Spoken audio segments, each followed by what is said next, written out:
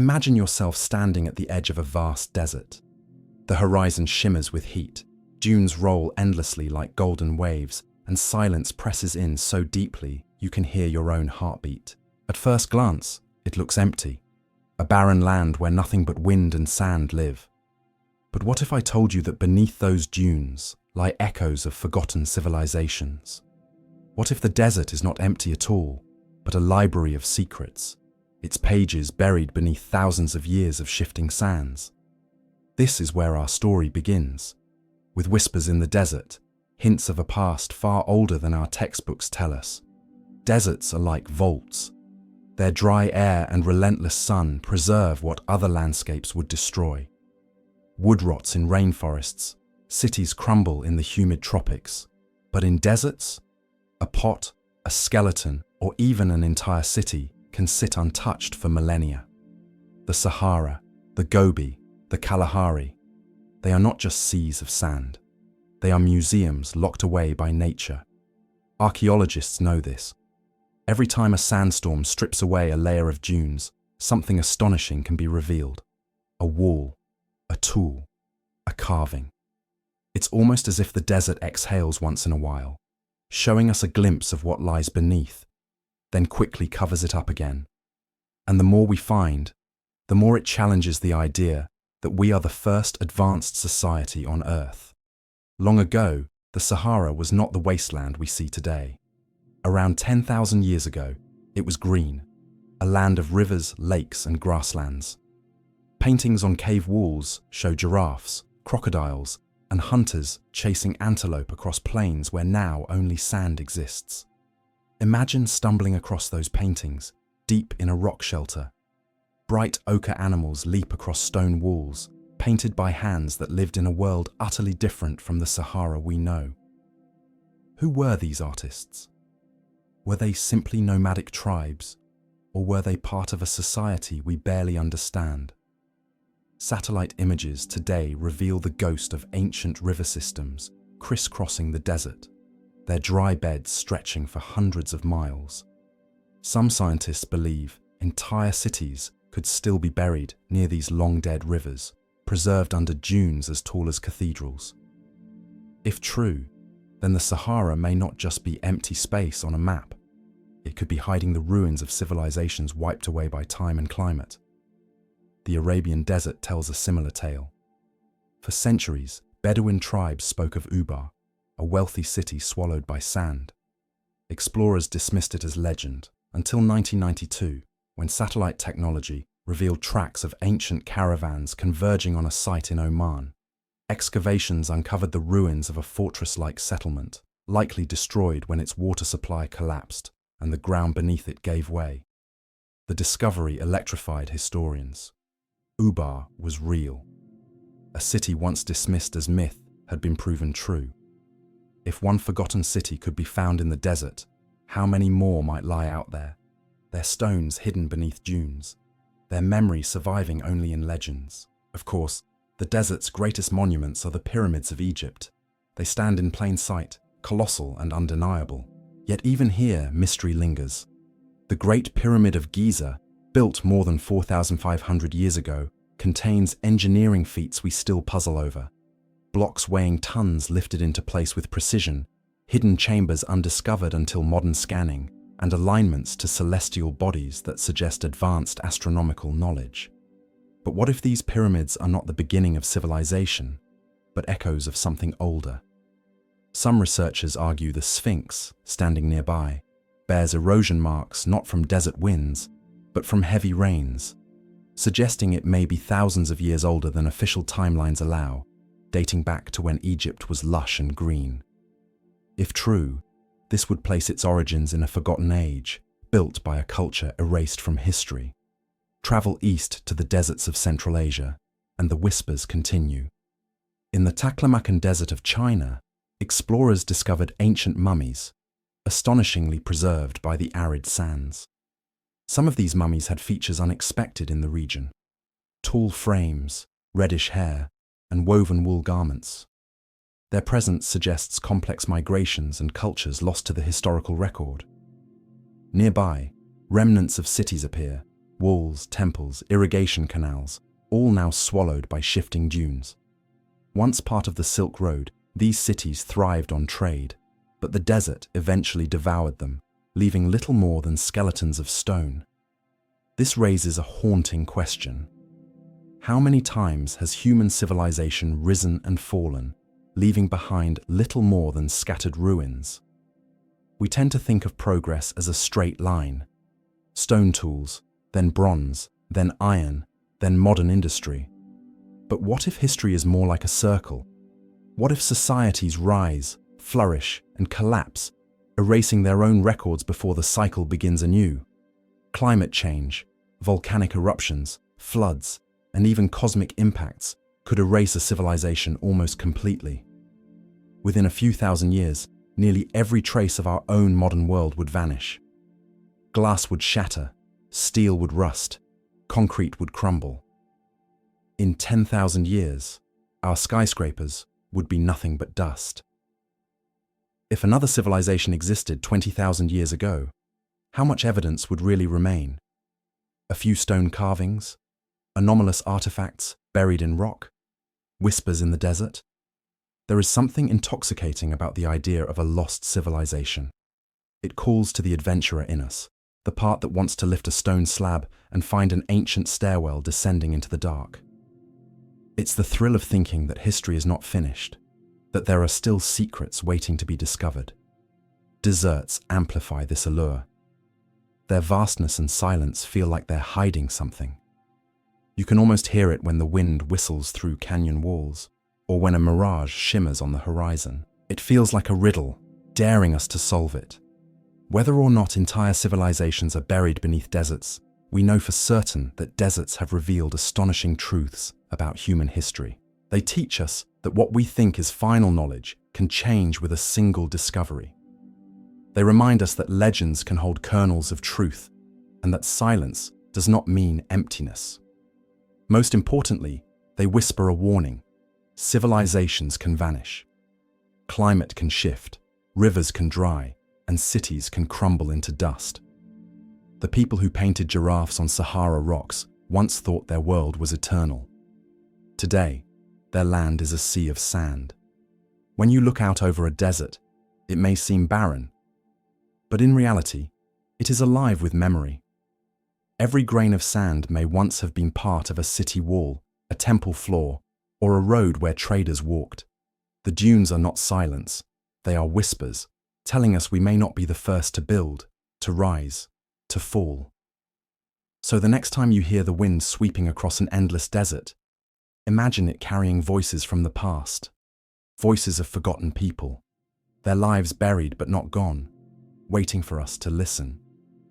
Because deserts do not just hide the past. They remind us that history is bigger, deeper, and more mysterious than we dare believe. High on a dusty hill in southeastern Turkey lies a place that shattered the way we think about human history. For decades, archaeologists believed they understood the basic story. First came hunter-gatherers, then farming, then villages, and finally great temples and monuments. But in the 1990s, a discovery rewrote that narrative.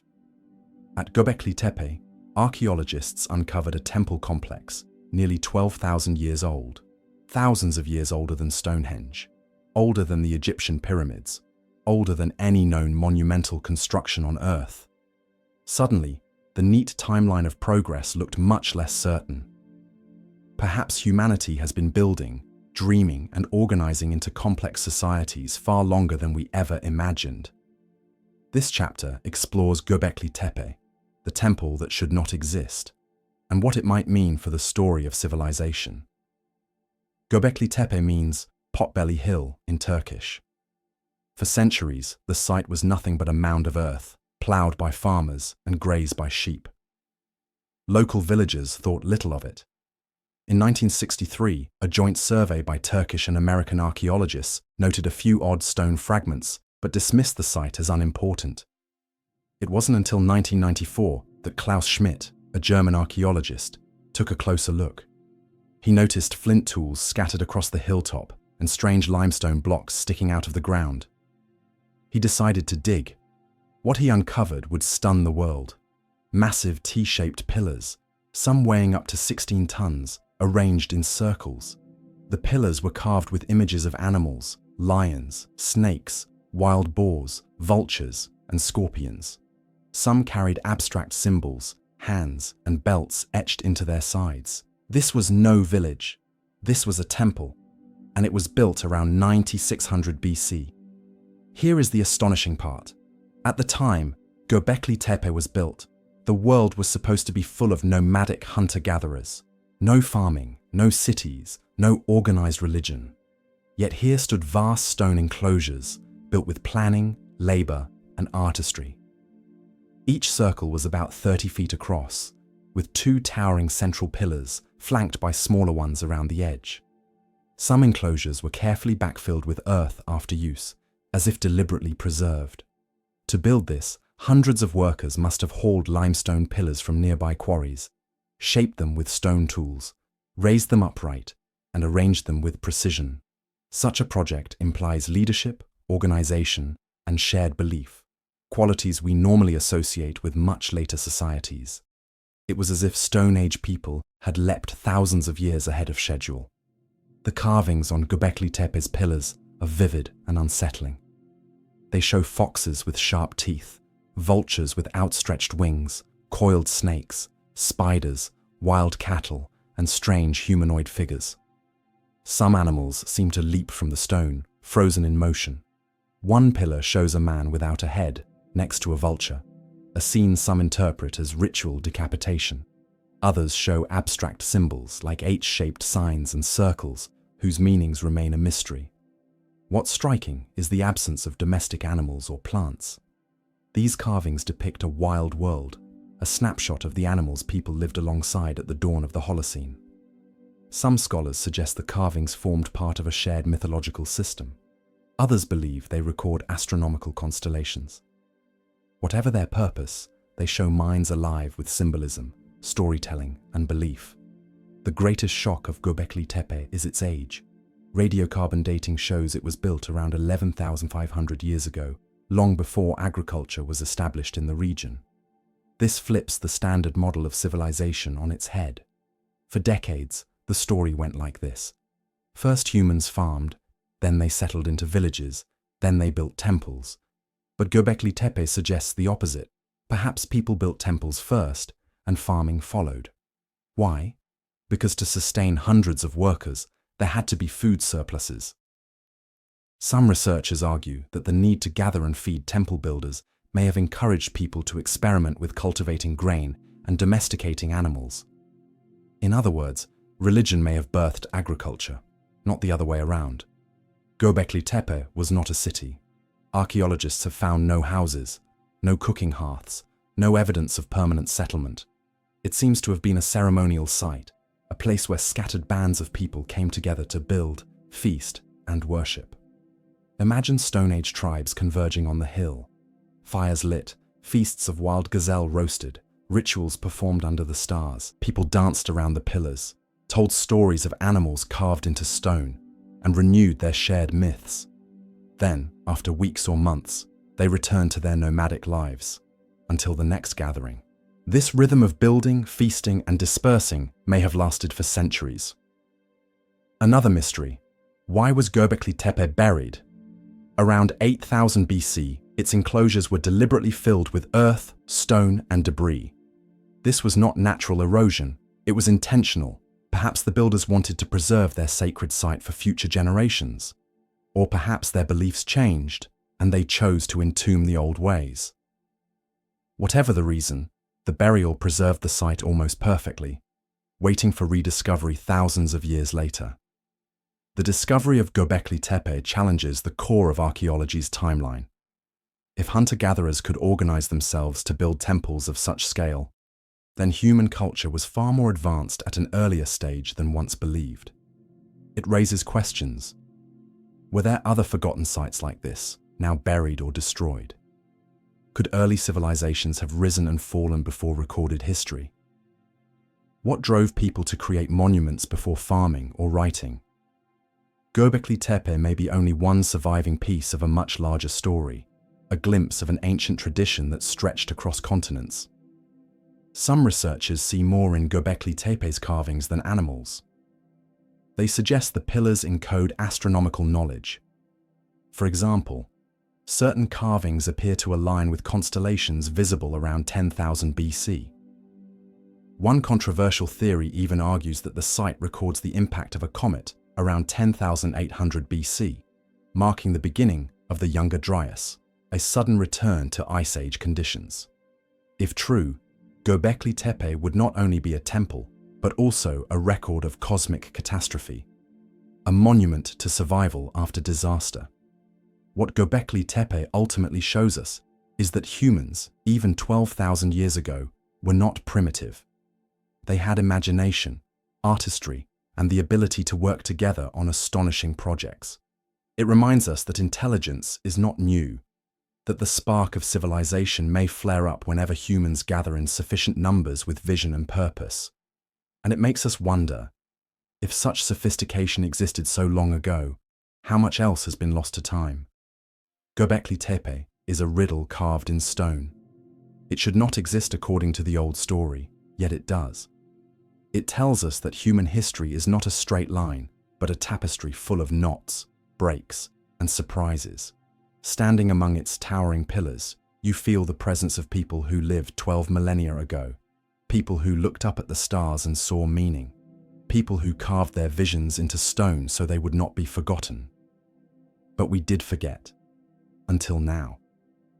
And if Göbekli Tepe was forgotten, what else lies buried under the sands, the forests, or the seas, waiting to remind us that perhaps we are not the first civilization to walk the earth? When we think of lost civilizations, we often picture deserts swallowing cities, or jungles wrapping temples in green silence. But some of the world's greatest mysteries lie under the sea, hidden beneath waves that have risen steadily since the end of the last ice age. Between 20,000 and 7,000 years ago, sea levels rose by more than 120 meters, 400 feet, drowning vast coastal plains where millions of humans once lived. Today, divers and sonar scans are beginning to reveal fragments of those forgotten worlds, drowned temples, roads, harbors, and cities. Some are dismissed as natural rock formations. Others appear unmistakably shaped by human hands. Together, they hint at entire chapters of history erased by the sea. This chapter explores those submerged landscapes, the lost oceans of memory, where civilizations may once have flourished before being swallowed by the rising tides. At the height of the Ice Age, so much water was locked in glaciers that coastlines looked completely different. The English Channel was dry land. The Persian Gulf was a fertile river valley. Southeast Asia was a vast continent called Sunderland, uniting Indonesia, Malaysia, and the Philippines. As the glaciers melted, the seas rose quickly. Sometimes whole shorelines shifted in a single lifetime. Villages, fields, and sacred places vanished beneath waves. Myths from every culture remember this catastrophe. The flood of Noah, the epic of Gilgamesh, the Hindu story of Manu and the fish, the Greek tale of Deucalion, and many more. Were these just stories, or memories of real floods that erased entire civilizations? In 1986, a diver exploring near Yonaguni Island in Japan stumbled upon something extraordinary, a series of giant stone terraces under the sea. They looked like staircases, platforms, and pyramids. Some walls stretched for hundreds of feet. Scientists were divided. Some claimed the Yonaguni Monument was a natural sandstone formation shaped by currents and erosion. Others insisted it was too precise, its steps too straight, its angles too sharp. A few structures even resembled carvings, faces, and animal shapes. If man-made, Yonaguni could date back at least 10,000 years to when the site was still above water. That would make it one of the oldest known ruins in the world, far older than the pyramids or Stonehenge. Skeptics remain unconvinced, but divers who swim through Yonaguni's underwater corridors feel the same awe they would standing in any ancient temple. Something about it feels deliberate, purposeful, and human. In Hindu tradition, the god king Krishna was said to have ruled a glittering city by the sea called Dwarka, According to legend, the city was swallowed by the ocean after his death. For centuries, Dwarka was considered myth. Then, in 2001, marine archaeologists exploring off the coast of Gujarat, India, found the ruins of a massive underwater settlement. Sonar revealed walls, streets, and geometric patterns stretching for kilometers. Divers recovered pottery, beads, and tools, some dated to 9,000 years ago. Could this be the legendary Dwarka? If so, it suggests that ancient Indian myths are not just stories, but memories of real events, a flourishing city consumed by rising seas. In the waters off southern Greece lies Pavlopetri, a city at least 5,000 years old, and possibly much older. Discovered in 1967, it features stone roads, buildings, courtyards, and a sophisticated layout. What makes Pavlopetri unique is how well it is preserved. Unlike ruins battered by waves, it lies in shallow, calm waters.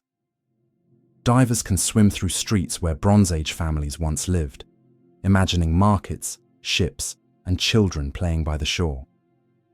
Some researchers suggest Pavlopetri was an important trading hub in the Aegean, connecting Crete, mainland Greece, and beyond. Its sudden drowning may have been caused by earthquakes and shifting tides. Today, Pavlopetri is recognized as the oldest known submerged city, but likely not the only one waiting to be found. Between Britain and Europe lies the North Sea, but 10,000 years ago, this was Doggerland, a vast plain of forests, rivers, and marshes. Archaeologists have found tools, bones, and evidence of settlements beneath the seabed. Mammoths once roamed here. People hunted, fished, and lived in communities across this lost landscape. Rising seas gradually swallowed Doggerland until only a few highlands remained, the British Isles. For Northern Europeans, Doggerland is their lost Atlantis, a drowned world where their ancestors once thrived. Today, the Persian Gulf is a shallow sea between Iran and Arabia, but during the Ice Age, it was a fertile valley watered by the Tigris, Euphrates, and other rivers. Archaeologists call it the Persian Gulf Oasis. Some scholars believe this could have been the cradle of early civilizations. As seas rose, people may have been forced into higher lands, carrying with them stories of a drowned homeland, a memory echoed in Mesopotamian flood myths like the tale of Utnapishtim in the Epic of Gilgamesh. Perhaps the greatest of the drowned lands was Sundaland, stretching across what is now Indonesia, Malaysia, and the Philippines. During the Ice Age, these islands were connected into a vast continent, rich with rivers, jungles, and coastal plains. When sea levels rose, Sundaland fragmented into the thousands of islands we know today. Could this have been home to an advanced culture? Some researchers argue that the legends of Lemuria or Mu, a lost Pacific continent, may trace back to memories of Sundaland's drowning. Underwater surveys in the Java Sea and South China Sea have revealed megalithic structures and stone tools, though much remains unexplored. Every culture has a flood story. These myths may not all describe the same event, but they suggest a shared human memory of rising waters. In Mesopotamia, the gods decide to flood the world, sparing only Utnapishtim. In the Bible, Noah builds an ark to survive a divine flood. In India, Manu is warned by a fish and survives to repopulate the earth. In Native American stories, floods reshape the land and transform animals. Perhaps these myths encode not just symbolic truths, but historical experiences, memories of coastal civilizations swallowed by post-Ice Age seas. Why haven't we found more sunken cities? The answer is simple. Exploring the ocean is difficult. 95% of the ocean floor remains unmapped in detail. Visibility is poor. Ruins are often buried under sand and silt.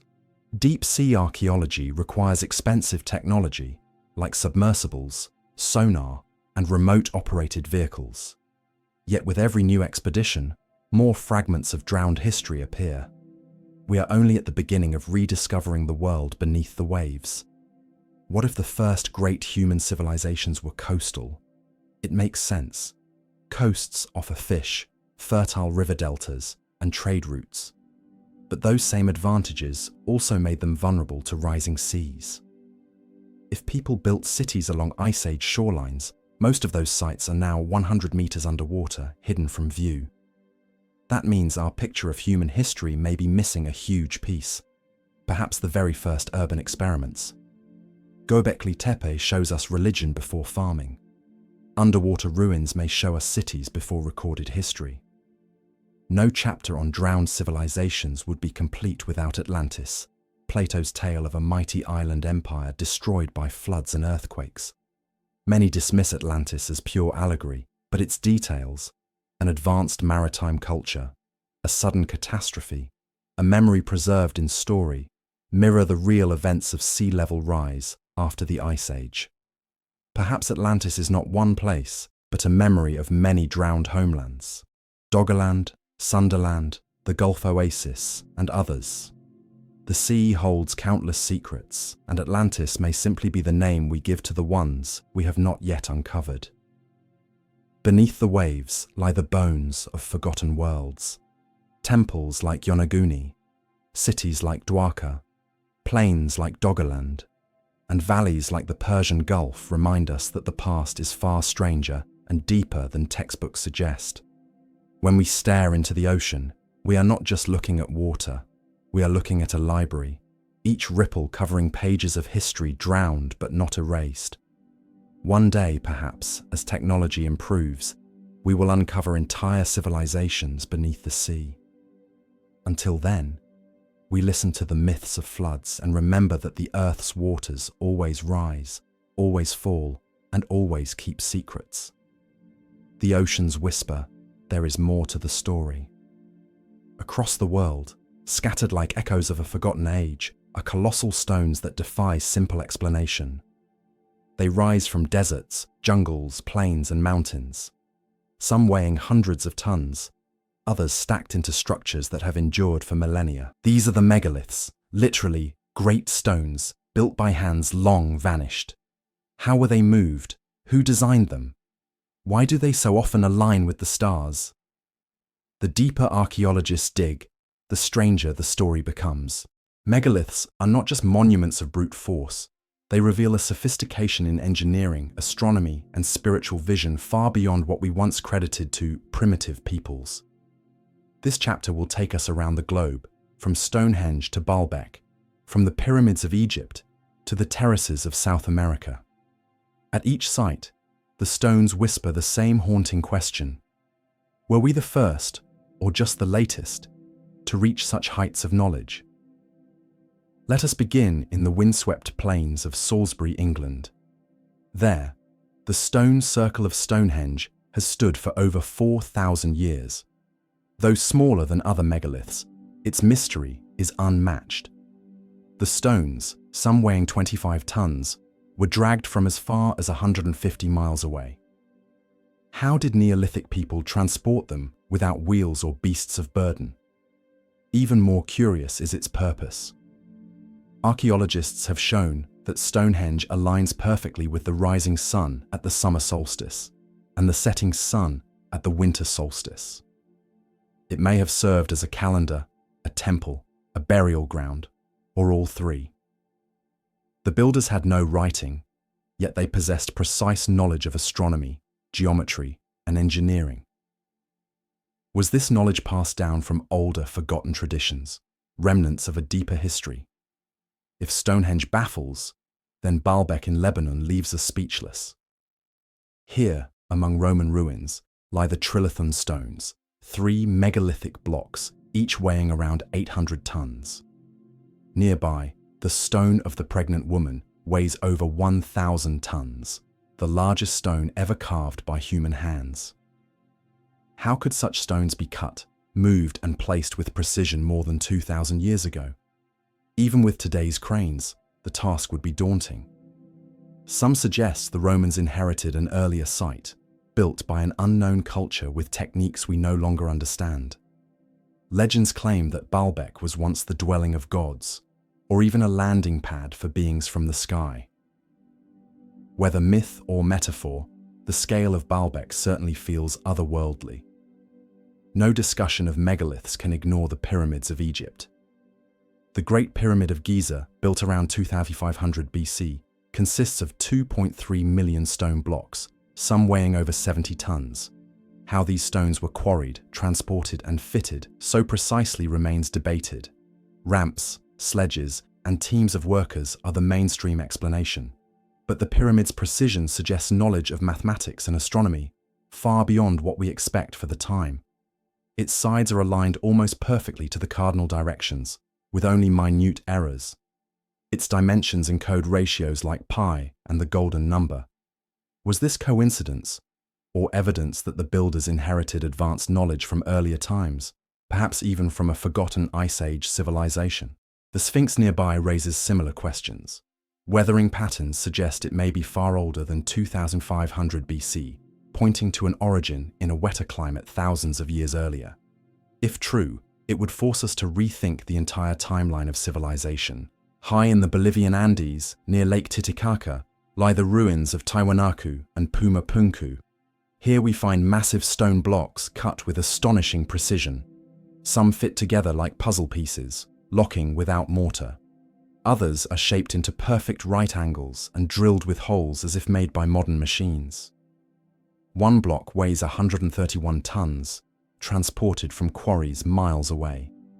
How was this possible at 12,000 feet above sea level, in a culture that supposedly lacked the wheel? Puma Punku's stones are especially famous, H-shaped blocks with sharp edges, almost as if sliced by diamond saws. To many, they suggest lost techniques or technologies erased from history. Local legends say Tiwanaku was built by gods or by giants in a single night. Myths aside, the stones remain a riddle, evidence of either extraordinary craftsmanship or a lost chapter of knowledge. Far out in the Pacific, Easter Island holds another enigma: the Moai statues. Carved from volcanic rock, some weigh over 80 tons and stand more than 30 feet tall. These colossal heads and torsos were somehow moved across the island and erected on stone platforms. Local tradition says they walked with the help of ropes and coordinated teams, swaying from side to side. Modern experiments suggest this might be possible, but the sheer number of statues, nearly 900, still amazes. Why did the islanders devote so much energy to this? The Moai seem to embody ancestors or deities, linking the people to powers greater than themselves. But like other megaliths, they also hint at forgotten knowledge of balance, engineering, and unity. In the jungles of Mexico, the Olmec civilization left behind another mystery: massive stone heads, some weighing 40 tons. Each is carved with unique features, suggesting they represent real individuals, perhaps rulers or heroes. The basalt used came from quarries over 50 miles away. Without wheels or beasts of burden, how were they transported through dense forests? These works predate the Maya and Aztec, showing that advanced stone carving traditions existed far earlier in the Americas than once believed. In Brittany, France, more than 3,000 standing stones stretch for miles, aligned in rows and circles. Known as the Karnak stones, they date back 6,500 years, older than Stonehenge. The purpose of these alignments remains a mystery. Were they markers of the stars, ritual sites, a map of the cosmos etched in stone? Their sheer number and arrangement suggest a culture deeply invested in astronomy and symbolism.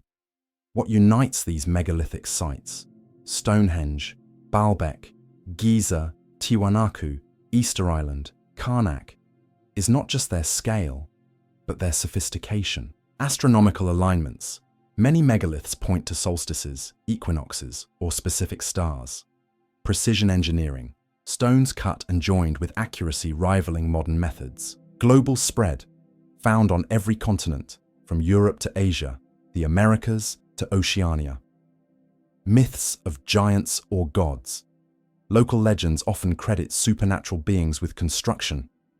Could this be coincidence, or evidence of shared knowledge, perhaps passed down from an earlier global civilization that perished in floods and cataclysms? To move and shape stones weighing hundreds of tons would require techniques we barely understand. Some possibilities include logs and ropes, simple but limited for the largest stones, sledges on wet clay, demonstrated in Egypt, reducing friction, leverage and counterweights, ingenious but requiring planning and manpower, lost methods, techniques now forgotten, perhaps involving sound, vibration, or advanced tools. While most archaeologists prefer practical explanations, the precision of sites like Pumapunku or Baalbek keeps the door open to speculation. In myths, megaliths are often linked to giants, gods, or magicians. The Bible mentions the Nephilim, beings of great stature. Celtic tales speak of druids raising stones by chanting.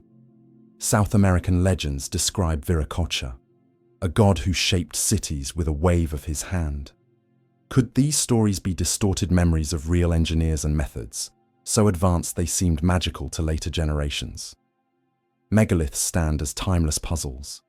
They are not just stones, but messages. They say, "We were here. We knew more than you think. We built for the ages." Perhaps we underestimate ancient people. Perhaps they were smarter, more organized, and more creative than we assume. Or perhaps they inherited techniques from even older cultures, lost in floods and catastrophes. Every megalith is a riddle carved in rock. To solve them is to glimpse whether we truly are the first civilization to rise, or only the latest in a cycle of forgotten greatness. And as you stand before these stones, silent under the stars, the question echoes across time. Who built these, and what else have we lost? Across the ancient world, stone monuments rise from plains, deserts, jungles, and mountains. To the untrained eye, they might appear as simple temples or tombs, yet a closer look reveals something astonishing. Many of these structures are aligned with the stars. This was not coincidence. From Egypt to Peru, from Cambodia to China, ancient builders designed their monuments as celestial mirrors, encoding the heavens in stone. They tracked the rising of constellations, the cycles of the sun and moon, and the movements of planets. For them, the sky was not merely a backdrop. It was a calendar, a compass, and a sacred script. But how did people thousands of years ago, without telescopes or satellites, measure the cosmos so precisely? And why did they go to such trouble? Were these alignments simple agricultural calendars, or did they carry memories of deeper, older knowledge, perhaps passed down from a civilization lost to time? In this chapter, we will explore the great star maps in stone, monuments where earth and sky meet. Among the most famous astronomical alignments are the pyramids of Giza in Egypt. The three Great Pyramids are not randomly placed. When viewed from above, they match the pattern of Orion's belt, 3 stars in the constellation Orion. This was no accident.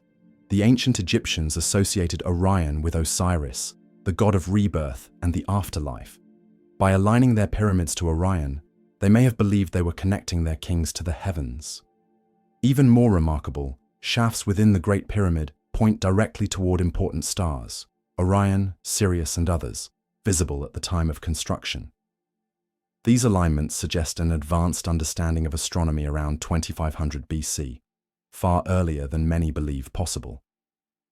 Some researchers argue the pyramids also encode the layout of the Milky Way, with the Nile River symbolizing the galaxy's flow of stars. If true, the Giza Plateau is more than a necropolis. It is a cosmic map etched into the earth.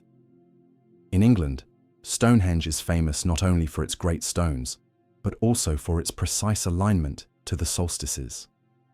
On the longest day of the year, the sun rises directly over the heel stone, shining into the heart of the circle. On the shortest day, the sun sets between its great pillars. But Stonehenge is more than a solar marker. Studies show it may also track the 18.6-year cycle of the moon, allowing its builders to predict eclipses. In this sense, Stonehenge was both a temple and an observatory, where rituals merged with science. Its builders left no writing, but their stones speak clearly. They understood the heavens with astonishing accuracy. In the deserts of Peru, the Nazca lines stretch across miles of barren land, giant geoglyphs of animals, spirals, and straight lines. Some lines run perfectly straight for kilometers, pointing to specific directions on the horizon. Researchers debate their purpose. Some believe the lines are ritual pathways. Others suggest they mark underground water sources. Yet many align with astronomical events, sunrise at solstices, or the rising of certain stars. Were the Nazca lines a kind of giant calendar, visible only from the sky?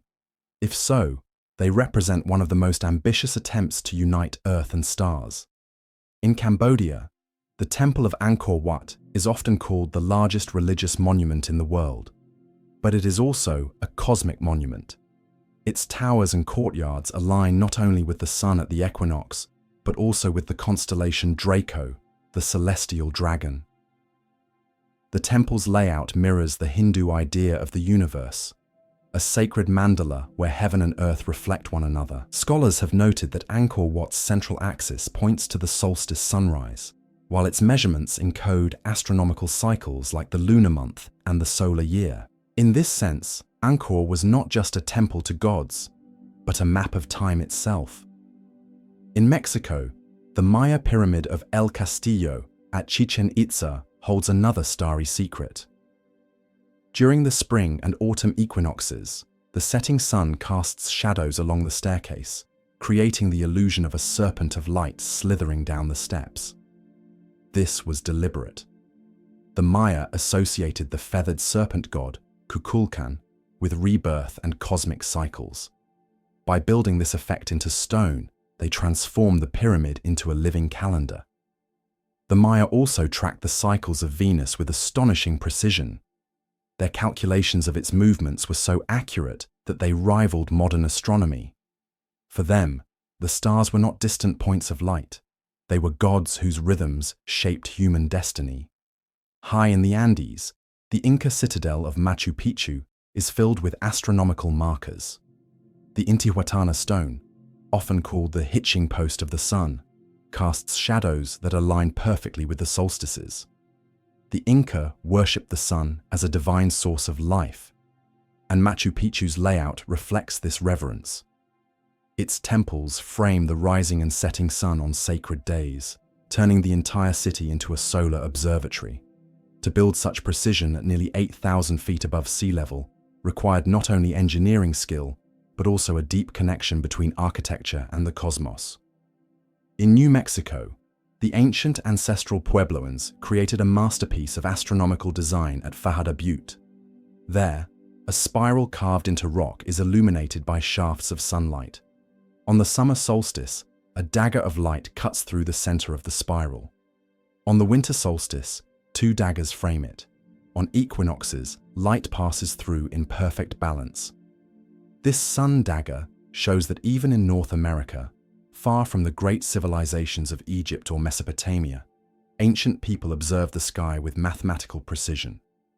In China, hundreds of pyramid-like mounds dot the landscape, burial sites of ancient emperors.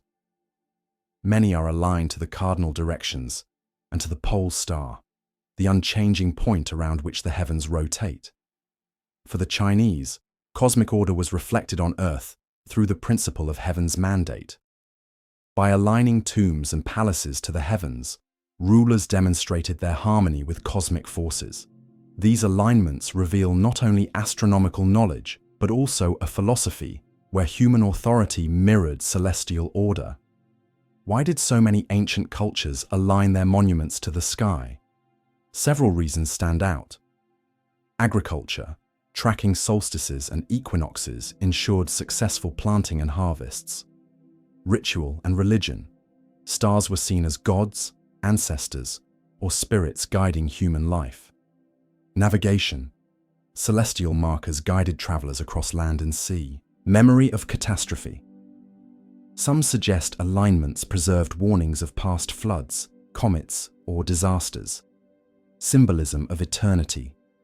By linking stone to stars, builders tied their monuments to timeless cycles. In aligning with the heavens, ancient people aligned themselves with eternity. Were these alignments the product of a single lost civilization that spread knowledge across the globe? Or did different cultures, watching the same sky, arrive at similar solutions independently? Skeptics argue for the latter. All people everywhere observed the sun and stars and naturally built markers. Yet the precision and global similarity suggests something deeper. How could cultures separated by oceans build such comparable star maps without contact? Perhaps the truth lies in between. The stars belong to all humanity. But maybe, just maybe, fragments of forgotten knowledge were passed down from earlier ages. Survivors of a world erased by rising seas and cosmic catastrophe. From the pyramids of Egypt to the temples of Cambodia, from Stonehenge to the Nazca Desert, ancient monuments whisper the same truth. Our ancestors were watchers of the sky. They wove cosmic order into stone, uniting earth and heaven in sacred harmony. When we stand before these monuments today, we are not just tourists. We are stargazers like those who built them. Their alignments remind us that we too live under the same stars, subject to the same cycles of time. And perhaps their greatest message is this: civilizations rise and fall, but the heavens remain. To inscribe knowledge in stone, aligned with the eternal stars, is to leave a legacy that no flood, no fire, no empire's collapse can erase. The stones still point upward, waiting for us to remember. When we think of history, we often imagine a straight line. Humans discover fire, then farming, then writing, and finally technology. But the Earth tells a different story. Its rocks, ice, and myths whisper of great catastrophes, moments when nature reset the clock, when civilizations were drowned, burned, or broken apart, leaving only fragments behind. Floods that swallowed entire valleys, fires from the sky that scorched continents, volcanoes that turned noon into midnight, extinctions that wiped out nearly everything alive. These events are not just stories of destruction, they are also stories of survival, memory, and rebirth. This chapter takes us on a journey into the forgotten cataclysms of the past, the disasters that reshaped human history and may have erased entire civilizations from memory. The Earth is not a quiet place. Beneath our feet, plates shift and grind, mountains rise, and oceans spill over. Above us, comets and asteroids race across the void, some destined to collide with our world. For much of human history, we have lived in fear of these forces. To ancient peoples, disasters were not accidents of geology or astronomy. They were the anger of gods, the punishments of heaven, or the signs of cosmic cycles. But modern science confirms what the ancients suspected. Catastrophes have struck again and again, and each time, they changed everything. One of the most mysterious events in Earth's recent past is the Younger Dryas, a sudden cold snap that struck around 12,800 years ago. For thousands of years, the Earth had been warming after the last ice age. Then, almost overnight, the world plunged back into freezing conditions. What caused it? Some scientists blame the collapse of a giant ice sheet, which poured fresh water into the oceans, disrupting currents. Others suggest volcanic eruptions. But a growing theory proposes something more dramatic: a cosmic impact. Fragments of a comet or asteroid may have exploded over North America, igniting massive wildfires and sending dust into the sky. Evidence of this theory includes layers of microscopic diamonds, melted minerals, and carbon-rich soot found at sites across the globe. If true, this cosmic event would have destroyed vast ecosystems, killed megafauna like mammoths and mastodons, and wiped out early cultures such as the Clovis people in North America. It may even lie behind the global flood myths that still echo today. Nearly every culture on Earth has a flood story. In Mesopotamia, the hero Utnapishtim builds a boat to survive a flood sent by the gods, a tale recorded in the Epic of Gilgamesh. In the Bible, Noah's Ark carries life through 40 days of rain. In India, the god Vishnu warns Manu of a coming flood. In Greece, Deucalion and Pyrrha survive when Zeus drowns the world. In West Africa, some Yoruba myths describe a time when the seas rose to swallow the land. In the Andes, the Inca told of Unu Pachacuti, a water cataclysm that reset humanity. Were these stories just metaphors, or do they preserve memories of real disasters? During the last ice age, sea levels were hundreds of feet lower than today. As glaciers melted, oceans surged, drowning coastal plains that once held human settlements. The ancient shorelines where early civilizations may have lived now lie hidden beneath the waves. Perhaps the Great Flood was not a single event, but the collective memory of rising seas, carried through generations as warning and myth. If floods represent the wrath of water, fire from the heavens represents the terror of the sky. 65 million years ago, an asteroid struck the Yucatan Peninsula in Mexico, creating the Chicxulub crater and wiping out the dinosaurs. That was the end of one world and the beginning of another. But smaller impacts have also shaped human history. Around 1908, in Siberia, a space rock exploded over the Tunguska region, flattening 2,000 square kilometers of forest. Had it struck a city, millions would have died. Some researchers believe impacts may have triggered fires and dust storms in prehistoric times, leaving behind legends of the sky falling. The Younger Dryas event, as mentioned, may itself have been caused by comet fragments raining down on the Earth. Such events remind us how vulnerable civilization is. We live beneath a cosmic shooting gallery where extinction can arrive without warning. If not from the sky, disaster can rise from the Earth itself. Volcanoes are among the most destructive forces in nature, capable of burying entire cities.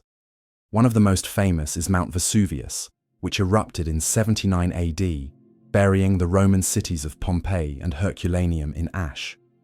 The people, frozen in their final moments, still haunt us today. But even greater eruptions have struck in prehistory. Around 74,000 years ago, the Toba supervolcano in Indonesia erupted with a force thousands of times stronger than Vesuvius. It may have plunged the world into a volcanic winter, reducing human populations to a few thousand survivors. In 1815, the eruption of Mount Tambora caused the year without a summer. Crops failed across Europe and North America, leading to famine and despair. To ancient peoples, volcanoes were gates to the underworld, mouths of fire where gods or demons dwelled. And in truth, they were portals of destruction, reshaping landscapes and rewriting history. The ground itself can betray us. Earthquakes have destroyed countless civilizations.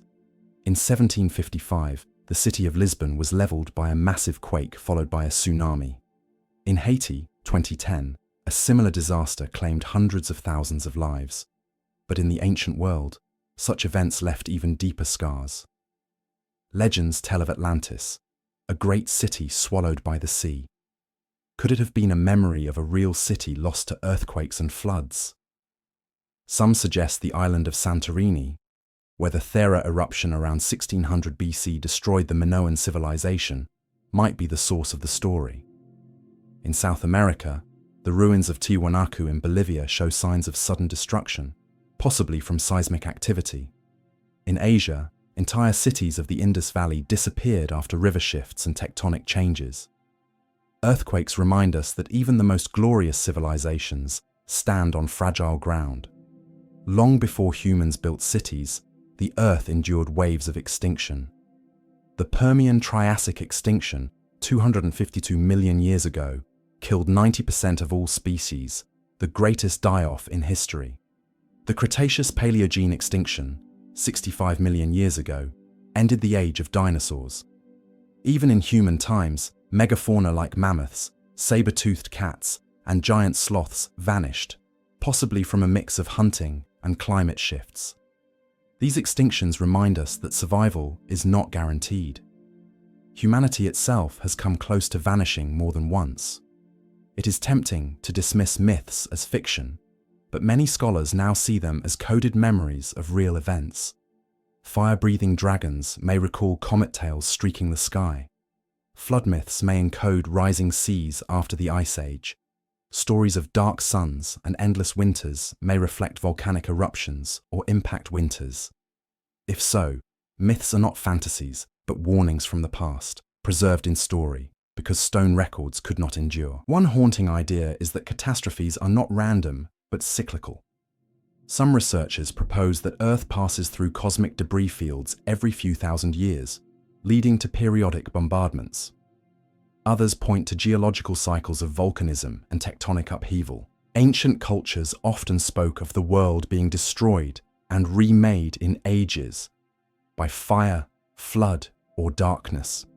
The Maya, the Hindus, and the Greeks all described cycles of destruction and renewal. Perhaps they were not only speaking of spiritual truths, but also remembering real patterns of catastrophe. We live in an age of technology and satellites, but we are no less vulnerable than our ancestors. A large asteroid, a supervolcano, or a sudden climate shift could still reset civilization. The difference is that we now have the power to understand and prepare. We track asteroids, measure volcanic pressure, and study ancient records. But whether we act on these warnings is another question. The cataclysms of the past remind us of two things: the fragility of civilization and the resilience of humanity. Again and again, humans survived, rebuilt, and carried memories forward, sometimes in stone, sometimes in story. The forgotten cataclysms of floods, fires, and extinctions shape the world we inherit today. They remind us that history is not a straight line, but a broken one, marked by interruptions and resets. Civilizations rose and fell, not only from politics and war, but from the fury of nature and the cosmos. Myths of lost worlds and drowned cities may be less legend than memory. To study these cataclysms is not only to look backward, but to prepare for the future. For the earth is restless, and the sky still holds its hidden dangers. And yet, in every story of disaster lies a deeper truth: humanity survives. Against ice and fire, against flood and darkness, we endure. The question is not whether catastrophe will strike again, it is when, and when it comes, will we be ready? The Great Sphinx of Giza stands as one of the most iconic and enigmatic monuments of the ancient world. With its lion's body and human head gazing eastward toward the rising sun, it has watched over the Giza plateau for millennia. To most tourists, it is simply part of the grand Egyptian heritage, tied to the pyramids and pharaohs of the Old Kingdom. But beneath its timeless gaze lies one of history's most provocative questions. Is the Sphinx older than Egypt itself? For decades, mainstream archaeology has dated the Sphinx to around 2500 BC, crediting Pharaoh Khafre with its construction. Yet weathering marks, erosion patterns, and other anomalies suggest that the monument may have been carved thousands of years earlier, perhaps long before dynastic Egypt even existed. If true, the Sphinx would not only rewrite the history of Egypt, but also challenge our understanding of civilization's origins. This chapter explores the deep mystery of the Sphinx, its age, its symbolism, the controversies surrounding it, and the possibility that it holds the memory of a forgotten civilization. Most Egyptologists agree on a straightforward narrative. Around 2500 BC, during Egypt's Old Kingdom, Pharaoh Khafre ordered the carving of the Sphinx out of a single limestone outcrop. The colossal statue, 73 meters long and 20 meters tall, was meant to guard his pyramid and serve as a symbol of royal power. The Sphinx combines the body of a lion, a symbol of strength, with the head of a pharaoh, representing divine kingship. Over the centuries, it became associated with the sun god Ra and was worshipped as a guardian of the necropolis. According to this view, the Sphinx is no older than the pyramids themselves. An extraordinary monument, yes, but firmly within the established timeline of Egyptian history. But cracks began to appear in this tidy narrative, literally in the form of cracks in the stone. In the 20th century, geologists began studying the Sphinx more closely. What they noticed was strange. The erosion patterns on the monument did not match what one would expect from wind and sand, the forces usually blamed for desert wear. Instead, the Sphinx's body and enclosure showed rounded, undulating patterns, the kind typically caused by water erosion. Rainwater running down limestone creates deep fissures and wave-like grooves. But here's the problem. The Giza Plateau has not experienced heavy, sustained rainfall for at least 5,000 years. If the erosion came from rain, then the Sphinx must have been carved in a much wetter era, possibly as far back as 7,000, 9,000 BC, when the Sahara was a green, fertile land. This conclusion was championed by geologist Robert Schoch, whose work in the 1990s reignited debate about the Sphinx's age. Schoch argued that the water weathering evidence was clear. The Sphinx was much older than dynastic Egypt. Egyptologists, however, pushed back, calling the theory speculation. If Schoch and others are right, then the Sphinx predates not only Khafra, but all known Egyptian civilization. That raises unsettling questions. Who built it? Why did they carve a lion-bodied colossus? And why does it still align so perfectly with the rising sun? Some researchers, such as John Anthony West, argued that the Sphinx was part of a legacy civilization, a remnant of a much older culture that passed its wisdom to the Egyptians. This ties into the broader theory of lost civilizations, whether identified with Atlantis, the survivors of the Younger Dryas cataclysm, or an otherwise forgotten society. One of the most striking features of the Sphinx is its head. Proportionally, it seems too small for its massive body. Some argue that the original head was larger, perhaps that of a lion, and was later recarved into the face of a pharaoh. If true, this suggests the Sphinx was not only older than Khafra, but was modified during his reign to suit dynastic imagery. The possibility of recarving would also explain why the face is less weathered than the body. Could the Sphinx once have been a giant lion facing the rising sun, symbolizing strength, solar power, and cosmic cycles? The idea of a lion-headed Sphinx becomes more intriguing when linked to astronomy. Around 10,500 BC, during the age of Leo, the sun rose in the constellation Leo at the spring equinox. If the Sphinx originally had a lion's head, it may have been designed to honor this celestial alignment. This would suggest a deep astronomical knowledge, far older than Egypt, a culture capable of tracking precession, the slow wobble of the Earth's axis that shifts the constellations over millennia. For most of history, precession was considered an advanced discovery, attributed to Greek astronomer Hipparchus around 130 BC. But if the Sphinx embodies this knowledge, it means someone understood it thousands of years earlier. Adding to the mystery are legends about hidden chambers beneath the Sphinx. Ancient texts, including those of the Greek historian Herodotus, hinted that Egypt's monuments concealed secret archives. In modern times, the psychic Edgar Cayce predicted the discovery of a hall of records beneath the Sphinx, an ancient library preserving the wisdom of a lost civilization. While most scholars dismiss Cayce's visions, seismic surveys have indeed revealed anomalous cavities under the Sphinx's pores. Egyptian authorities have been reluctant to excavate these areas fully, fueling speculation that something extraordinary lies hidden below.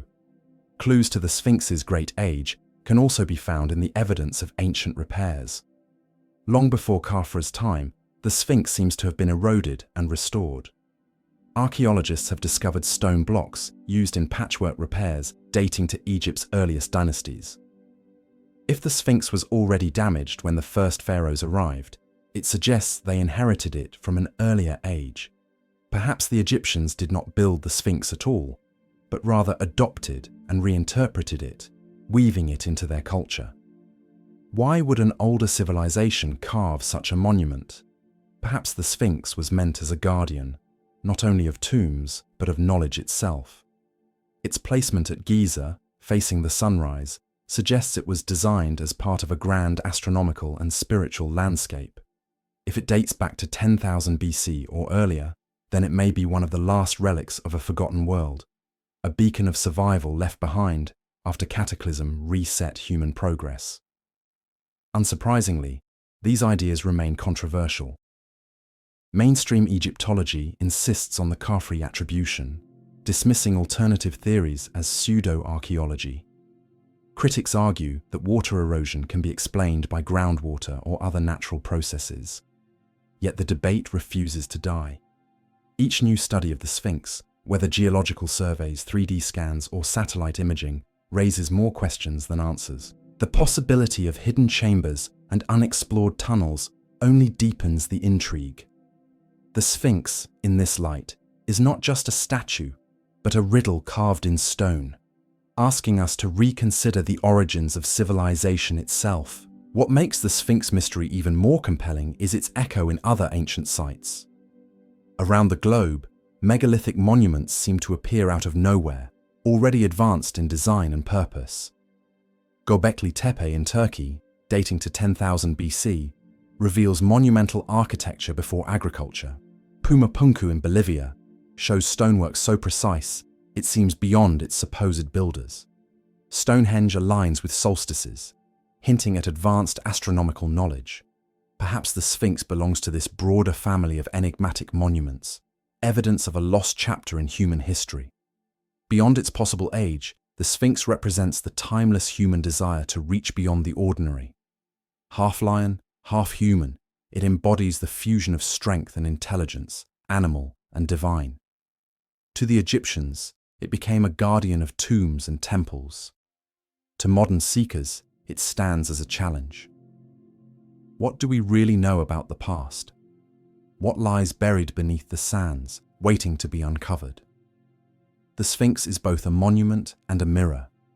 It reflects not only the civilization that shaped it, but also the civilization that seeks to understand it.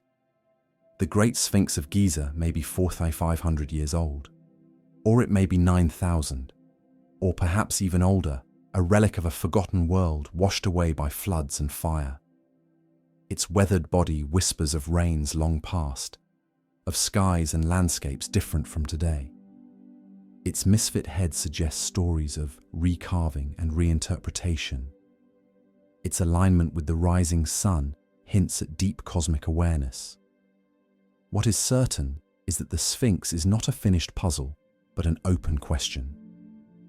It challenges us to think bigger, to look beyond official timelines, and to consider the possibility that human history is far older and more complex than we imagine. The Sphinx has endured sandstorms, invasions, and centuries of silence. It will likely endure us too. And long after we are gone, it will still be there, gazing eastward, keeping its secrets. Perhaps that is its greatest purpose, not to answer, but to ask.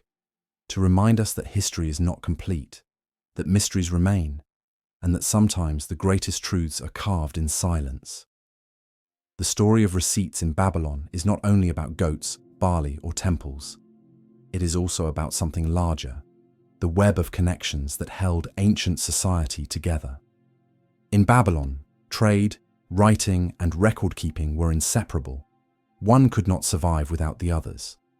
This chapter explores how these three threads formed the backbone of daily life, how they created the earliest form of bureaucracy, and how they remind us of something surprisingly modern, the idea that we are all part of a network. Picture yourself standing in the heart of Babylon's bustling market. The air is alive with sound. Merchants call out their prices, women haggle for fresh dates, and farmers arrive with carts of onions and garlic. Donkeys bray as they haul sacks of grain. The market is not just a place to shop, it is the beating heart of the city, where information flows as freely as goods. Here, trade is about trust. A shepherd rents his goats to a weaver, but how can he be sure the weaver will return them? A farmer delivers barley to the temple granary, but how will he prove he gave the right amount? The answer lies in clay tablets, in marks pressed with a reed stylus. In the market, transactions are visible, noisy, and immediate. On clay, they become permanent. The Babylonian marketplace is both a stage and a record room. Every handshake can be backed by a tablet, every promise by a receipt. In a society where memory alone is not enough, writing becomes a safeguard. To understand the importance of receipts, we must look at how writing itself evolved.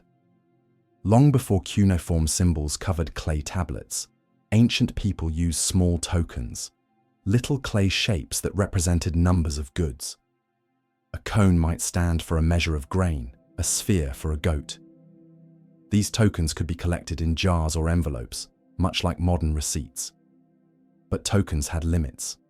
If you wanted to represent 10 goats, you needed 10 little tokens, and carrying them around was cumbersome. So scribes began pressing marks of tokens onto clay. Over time, the symbols replaced the objects. This was the birth of writing, not poetry, not myth, but accounting. Babylonian receipts are a living fossil of that transformation. They show us how practical needs, tracking goats, barley, silver, gave rise to one of humanity's greatest inventions. Every receipt is not just a contract. It is a monument to the origin of literacy itself. In Babylon, not everyone could write. Literacy was the domain of scribes, professionals who trained for years in temple schools. A scribe was more than a secretary. He was a translator between worlds, the spoken world of markets and the silent world of clay tablets. Imagine a shepherd approaching a scribe. He has lent 2 goats to a neighbor for 1 season. He explains the terms aloud. The scribe listens carefully, then presses stylus into clay.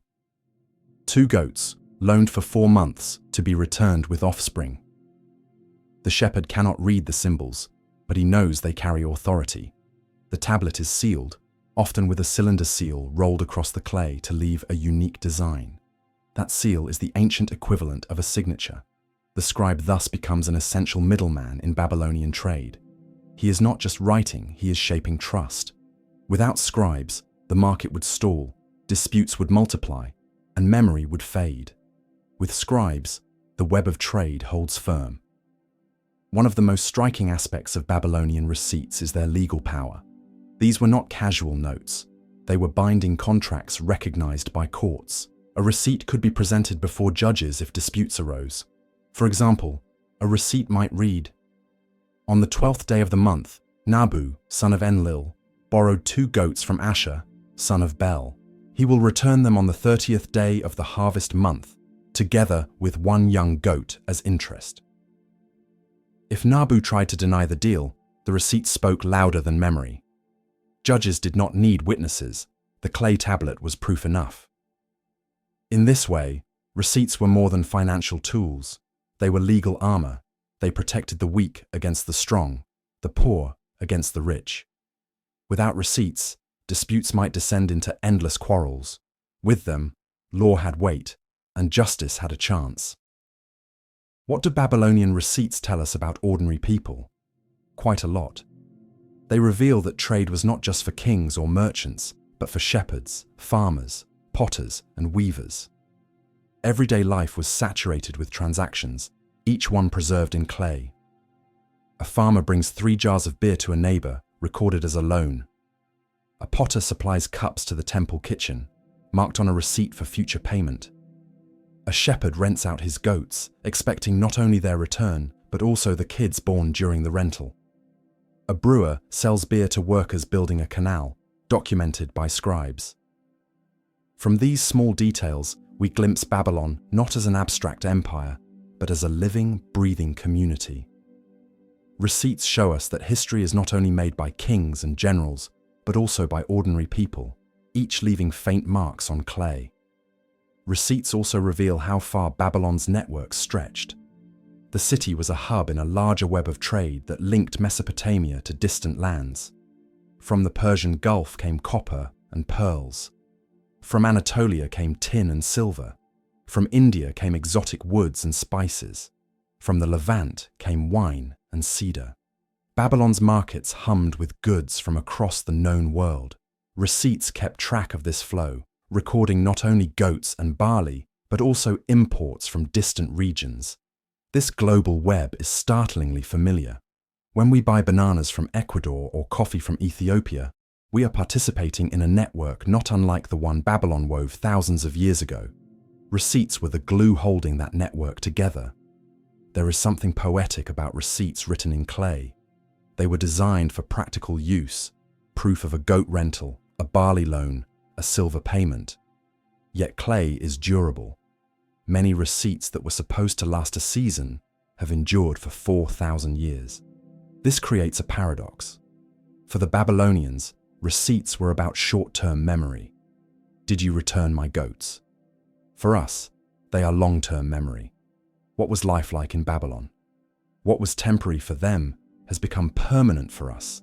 It is almost as if the Babylonians, in trying to preserve their present, accidentally preserved their future. Each receipt is both a mundane document and a time capsule, carrying voices across millennia. When you get a printed receipt at a store today, you might crumple it and throw it away. It feels disposable, but in a sense, you are reenacting a tradition that began in Babylon. The format has changed, paper instead of clay, ink instead of stylus, but the principle is the same. A receipt is a promise, a proof, a safeguard, and the broader system is familiar too. Today, we rely on lawyers, accountants, and digital records, much as Babylonians relied on scribes. Banks, courts, and contracts still use writing to turn promises into binding agreements. The clay tablet has simply become the cloud server. The continuity is humbling. 4,000 years separate us from Babylon, yet our financial lives still revolve around receipts. The deeper lesson of Babylonian receipts is about trust. Trade requires trust, but trust alone is fragile. Writing transforms it into something durable. By pressing marks into clay, Babylonians created a web of accountability that allowed strangers to trade without fear. This web is the foundation of civilization itself. Without trust, there is no market. Without markets, no cities. Without cities, no culture as we know it. In this sense, a small goat rental receipt is not trivial at all. It is a cornerstone of human society. As we step back from the Babylonian market, let us hold on to this thought. The ordinary can be extraordinary. What seems like a dull receipt to us was, in its time, a marvel of organization, a tool that allowed a great civilization to flourish. The Babylonians may not have known it, but every clay tablet they pressed was a bridge, not only between traders in their city, but also between their world and ours. When we study their receipts, we are not only learning about goats and barley, we are seeing the origins of writing, the birth of bureaucracy, and the fragile but enduring thread of human trust. The story of Babylon is not only about kings and conquests, but also about scribes hunched over clay, shepherds trading goats, and markets alive with sound. Their receipts remind us that history is written not only by the powerful, but also by the practical, by those who simply needed proof of a deal. And so, in every receipt, we see something larger than Babylon. We see the foundations of civilization itself.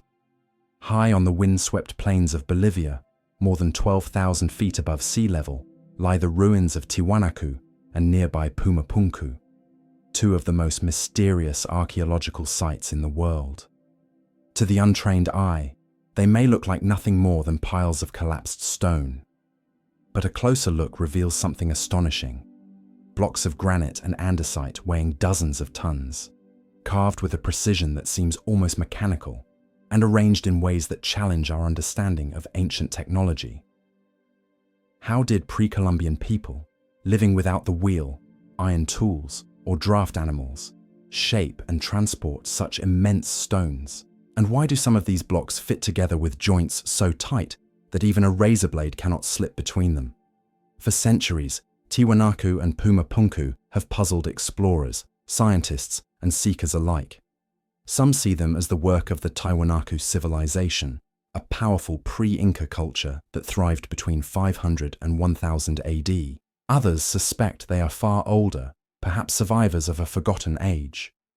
In this chapter, we journey to the high Andes to unravel the enigma of these sites, their history, their mysteries, and the theories that surround them. The ruins of Tiwanaku spread across the Altiplano near the southern shores of Lake Titicaca. Once a bustling center of culture and trade, Tiwanaku was home to tens of thousands of people.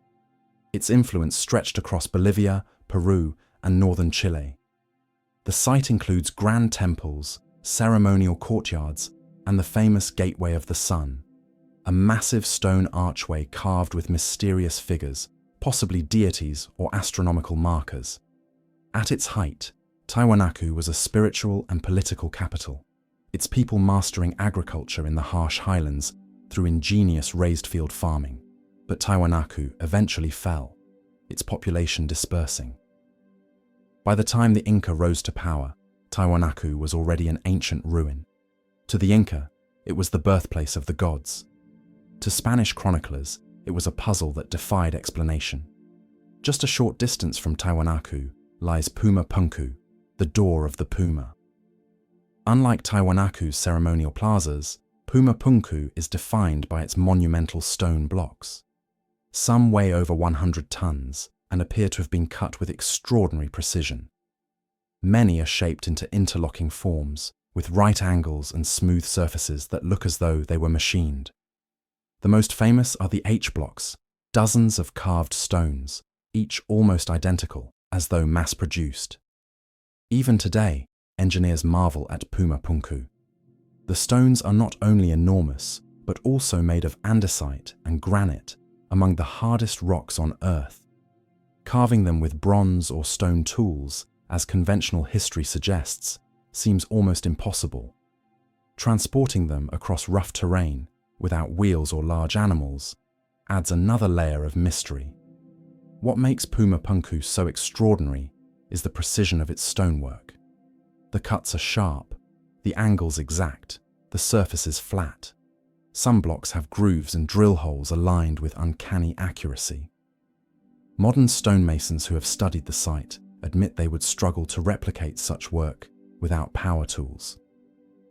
Yet conventional archaeology attributes the site to the Tiwanaku culture, achieved with hammerstones, chisels, and simple techniques.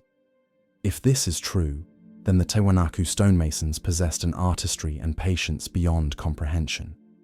But some suggest another possibility, that Puma Punku preserves the work of an even older culture, one whose technology has been lost. How were the stones of Puma Punku quarried, transported, and assembled? Several theories have been proposed. Conventional archaeology. The Tiwanaku used hammerstones to pound the rock, abrasive sand for polishing, and llama-drawn sledges or rolling logs to transport blocks. Over generations, they achieved remarkable precision through persistence. Lost techniques. The builders may have used advanced but forgotten techniques, such as casting stone from a kind of geopolymer concrete. Some researchers suggest the blocks were poured and molded rather than carved. Sound or vibration technology. Legends from the Andes speak of stones being sung into place.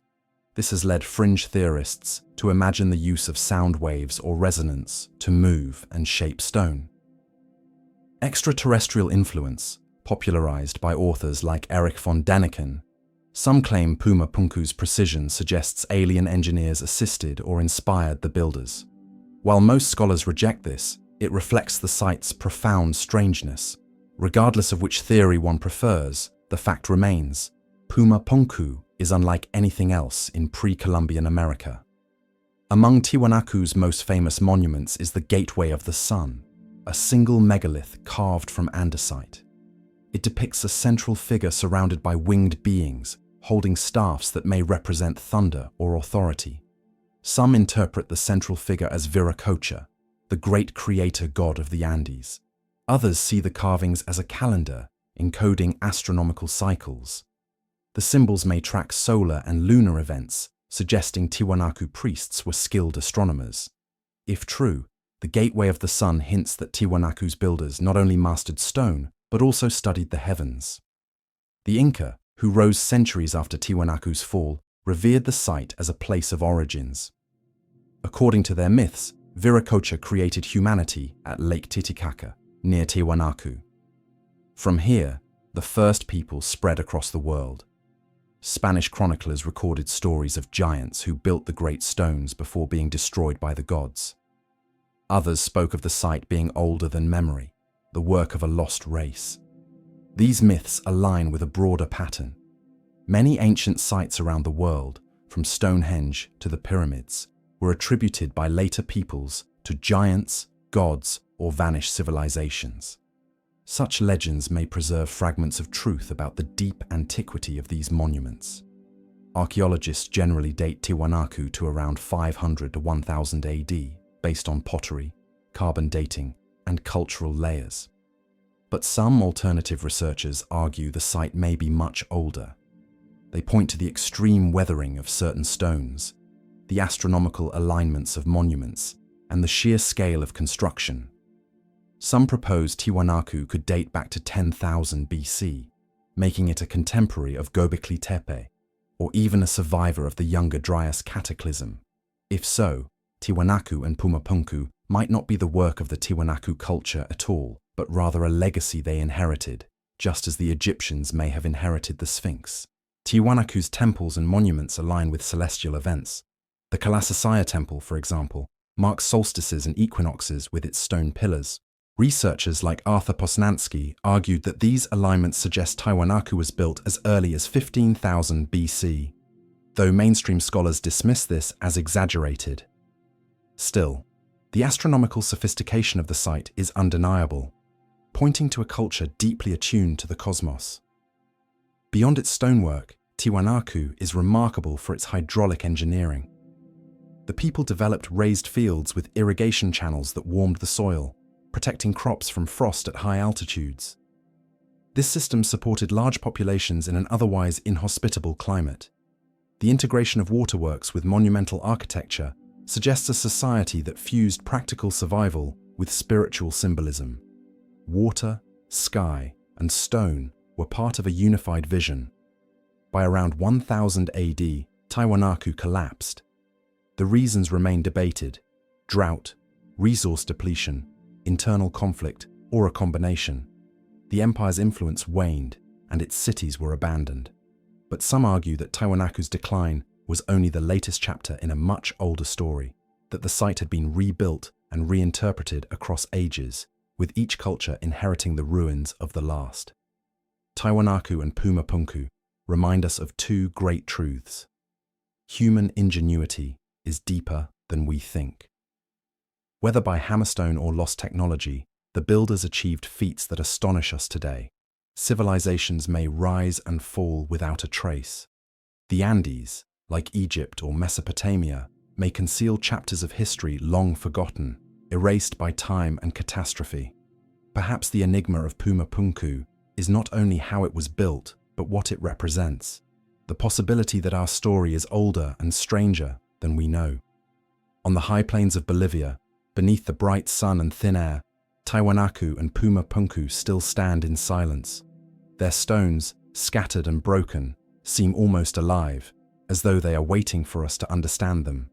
Were they the work of the Tiwanaku, geniuses of stone who achieved the impossible with simple tools? Or were they remnants of an older civilization, survivors of cataclysm whose knowledge was lost to time? We may never know for sure. But in every sharp cut, every impossible angle, every myth of gods and giants, the Andes whisper a haunting message. History is not complete. The past still holds secrets, carved in stone, waiting for us to listen.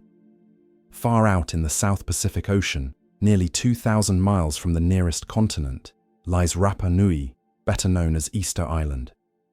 At first glance, this small volcanic island seems remote, isolated, and even barren. Yet it is home to one of the world's most famous archaeological mysteries, the Moai, hundreds of colossal stone statues that gaze silently across the land and sea. How did a society of limited resources, living on one of the most isolated islands on Earth, carve, move, and raise these massive figures? Why did they build them? And what happened to the people who once thrived here? In this chapter, we explore the enigma of Easter Island, the culture that flourished there, the monumental achievements of its builders, and the haunting collapse that left behind only stone faces and unanswered questions. Archaeologists believe the first settlers of Rapa Nui were Polynesians who voyaged across the ocean in canoes around 800 and 1200 AD. Guided by stars, currents, and deep knowledge of the sea, these navigators reached one of the most remote habitable places on the planet. When they arrived, the island was covered in palm forests and teeming with bird life.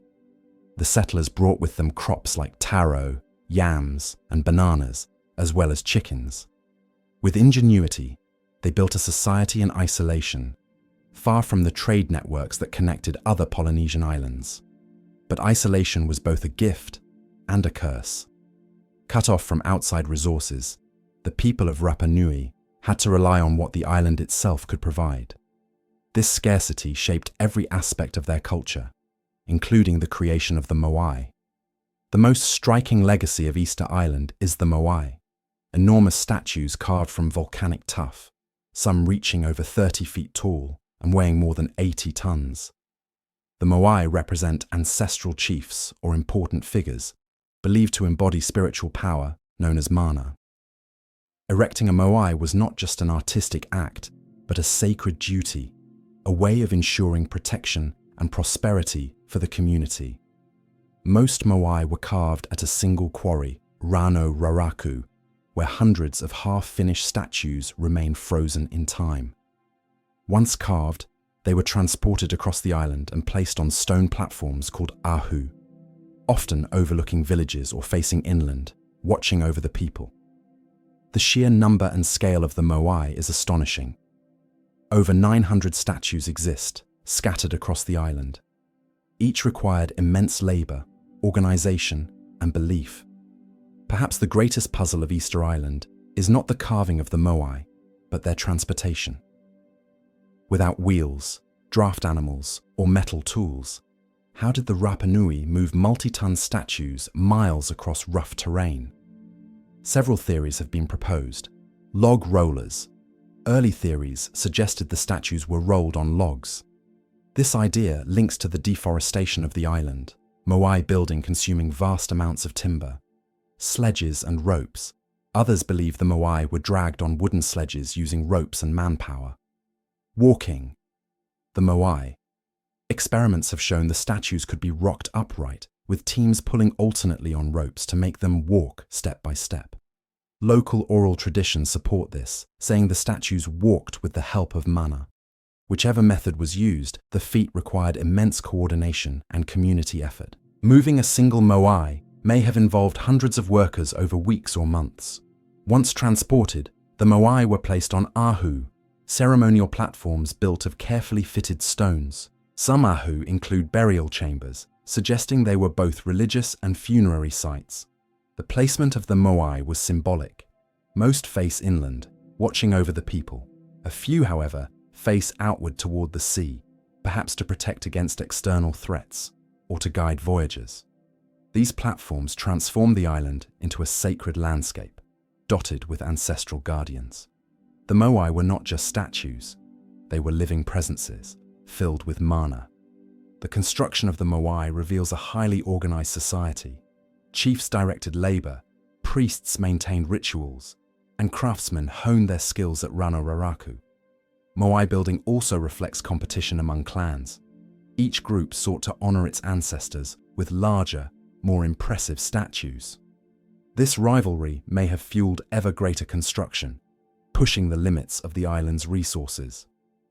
But while the moai united the community in purpose, they may also have led to the society's eventual decline. The story of Easter Island's collapse has long fascinated scholars. For decades, the dominant theory was ecocide. The Rapa Nui cut down their forests to transport statues, leading to soil erosion, loss of food, and societal collapse. By the time Europeans arrived in 1722, the island was deforested, the moai toppled, and the society in decline. However, recent research paints a more nuanced picture. While deforestation did occur, it may have been caused not only by human activity, but also by the introduction of rats, which devoured palm seeds and prevented regrowth. Moreover, the Rapa Nui people showed resilience. They developed stone gardens called manavai, which protected crops from wind and preserved moisture. They adapted creatively to their changing environment. The greater destruction may have come later, from European contact. Slave raids, disease, and colonization devastated the population, reducing it from thousands to barely 100 by the 19th century.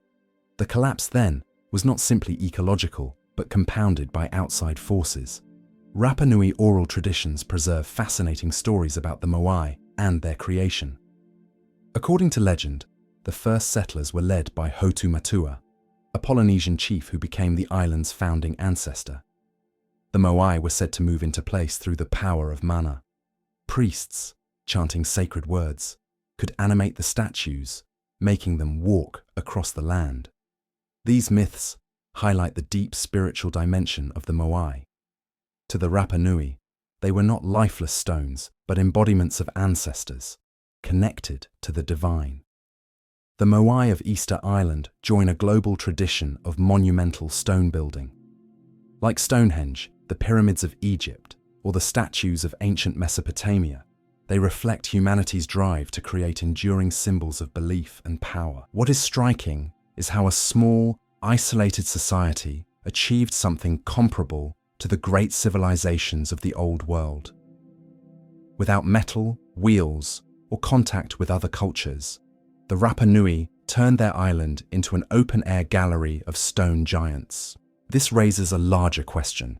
Is monument building a universal impulse of human societies, a way to anchor memory in stone, to defy time and mortality? Easter Island suggests the answer is yes. When Europeans arrived, many Moai were still standing. But by the 19th century, nearly all had been toppled. Why?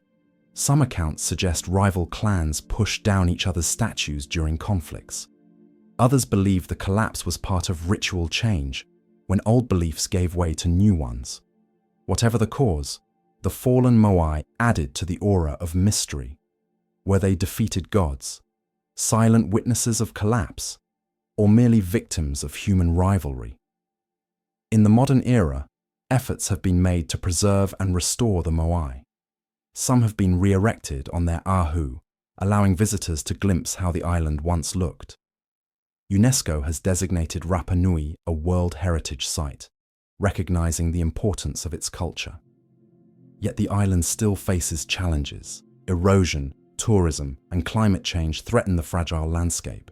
For the Rapa Nui people, the Moai remain sacred. They are not relics of the past, but living symbols of identity, resilience, and connection to ancestors. Easter Island has often been used as a metaphor for our planet. Just as the Rapa Nui lived in isolation with limited resources, so too does humanity live on Earth, an island in space. The story of deforestation, competition, and adaptation on Rapa Nui offers a warning. Overuse of resources can lead to collapse, but it also offers hope. Resilience, ingenuity, and cultural strength can help societies survive. The Moai remind us that even in the most isolated places, humans create meaning, art, and memory that endure. As the sun sets on Easter Island, the Moai stand in silhouette, their faces turned toward the land they once protected. They seem both eternal and fragile, guardians of a mystery that may never be fully solved. Were they symbols of power, embodiments of mana, or simply monuments to ancestors? Perhaps they were all of these at once. What we know for certain is this. The people of Rapa Nui, isolated at the edge of the world, created something that speaks to all of humanity. In their stone giants, they left a message across time, that memory, belief, and identity can be carved into stone, and through stone, live forever. Imagine diving beneath the waves off the southern coast of Japan. The sea is calm, the water crystalline, and schools of fish shimmer in the blue expanse.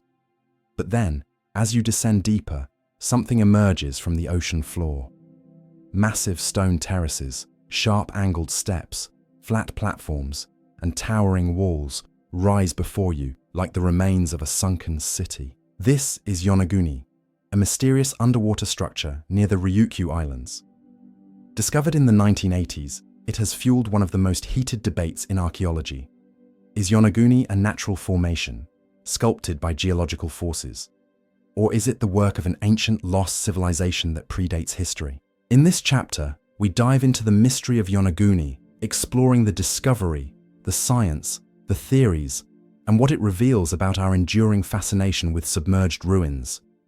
In 1986, A local diver named Kihachiro Aratake was exploring off the coast of Yonaguni, Japan's westernmost inhabited island. While searching for new dive sites, he stumbled upon something extraordinary. Giant stone formations rising from the seabed, with flat surfaces, straight edges, and distinct terraces. At first glance, the site resembled a stepped pyramid, like something you might find in Central America, only submerged beneath the sea. Aratake's discovery quickly drew attention, and soon geologists, archaeologists, and adventurers flocked to Yonaguni to see the phenomenon for themselves. The main structure, often called the Yonaguni Monument, is about 165 feet long, 65 feet wide, and 80 feet tall. It has striking features: flat terraces resembling steps or platforms, sheer walls with vertical drops, rectangular shapes that look like plazas or courtyards, sharp angles and straight lines that appear artificial. Nearby, divers have reported additional formations, what look like roads, columns, and even a massive face carved into stone. To many observers, it appears unmistakably man-made, a sunken ruin from a forgotten age. However, not everyone agrees. Many geologists argue that the Yonaguni Monument is entirely natural. The rock at the site is sandstone, which fractures easily along straight lines and right angles due to natural tectonic activity. Erosion by waves and currents could have sharpened the edges and created step-like formations. In other words, Yonaguni might simply be a striking example of natural geology, no human hands required. Geologist Robert Schoch, known for his controversial work on the Sphinx, visited the site and concluded that most of the features could be explained by natural processes. To him, the monument was not a city, but a coincidence of nature. Yet others, including Japanese marine geologist Masaki Kimura, believe the evidence points to human construction. Kimura argues that certain features, such as what appear to be roads, staircases, and even carvings, are too precise to be natural. He suggests Yonaguni could be the remains of a lost civilization dating back 10,000 years or more, a time when sea levels were lower and the site would have been above water. If true, Yonaguni would be older than the pyramids of Egypt, older even than Göbekli Tepe, rewriting the story of human civilization. The idea of Yonaguni as a sunken city has captured the public imagination. Some link it to legends of Mu or Lemuria, mythical continents said to have sunk beneath the Pacific. Others see it as evidence of an advanced culture that flourished before the end of the last ice age, later swallowed by rising seas. Proponents argue that Yonaguni's resemblance to step pyramids, plazas, and causeways suggests intentional design. The face formation, resembling a massive human head, is cited as further proof of carving. Could an unknown civilization, long before the Sumerians or Egyptians, have built cities in East Asia, only to vanish beneath the waves? Yonaguni keeps this possibility alive. The argument over Yonaguni has raged for decades. Supporters of the artificial theory say, the monument's geometric precision looks man-made. Some features resemble known ancient structures. The site would have been dry land during the Ice Age. Skeptics counter, sandstone fractures naturally into angular shapes. Perceptions of carvings may be pareidolia, seeing patterns where none exist. No artifacts, tools, pottery, bones have been found at the site to confirm human activity. Without clear evidence, Yonaguni remains unresolved. One of the difficulties with Yonaguni is that it lies underwater, making excavation challenging. Divers have documented the site extensively, but thorough archaeological digs are nearly impossible. No definitive artifacts have been recovered. No stone tools, no remnants of dwellings, no traces of human activity. Without such evidence, mainstream archaeology remains skeptical. And yet, the sheer scale and appearance of the monument keeps the mystery alive. Yonaguni resists easy answers. Local legends add another layer. The Ryukyu Islands have myths of ancient kingdoms swallowed by the sea. Some stories speak of lost lands or sunken castles. Could Yonaguni be a memory of such a place, preserved in oral tradition? Or are these tales, like many myths, simply poetic echoes of natural events. As with Atlantis or Lemuria, myth and geology intertwine, creating stories that endure precisely because they are unsolved. Yonaguni is not unique. Around the world, there are reports of underwater structures that resemble ruins. Off the coast of India, the Gulf of Kambat reveals submerged walls and foundations. In the Mediterranean, ruins at Pavlopetri and Heraklion lie beneath the sea.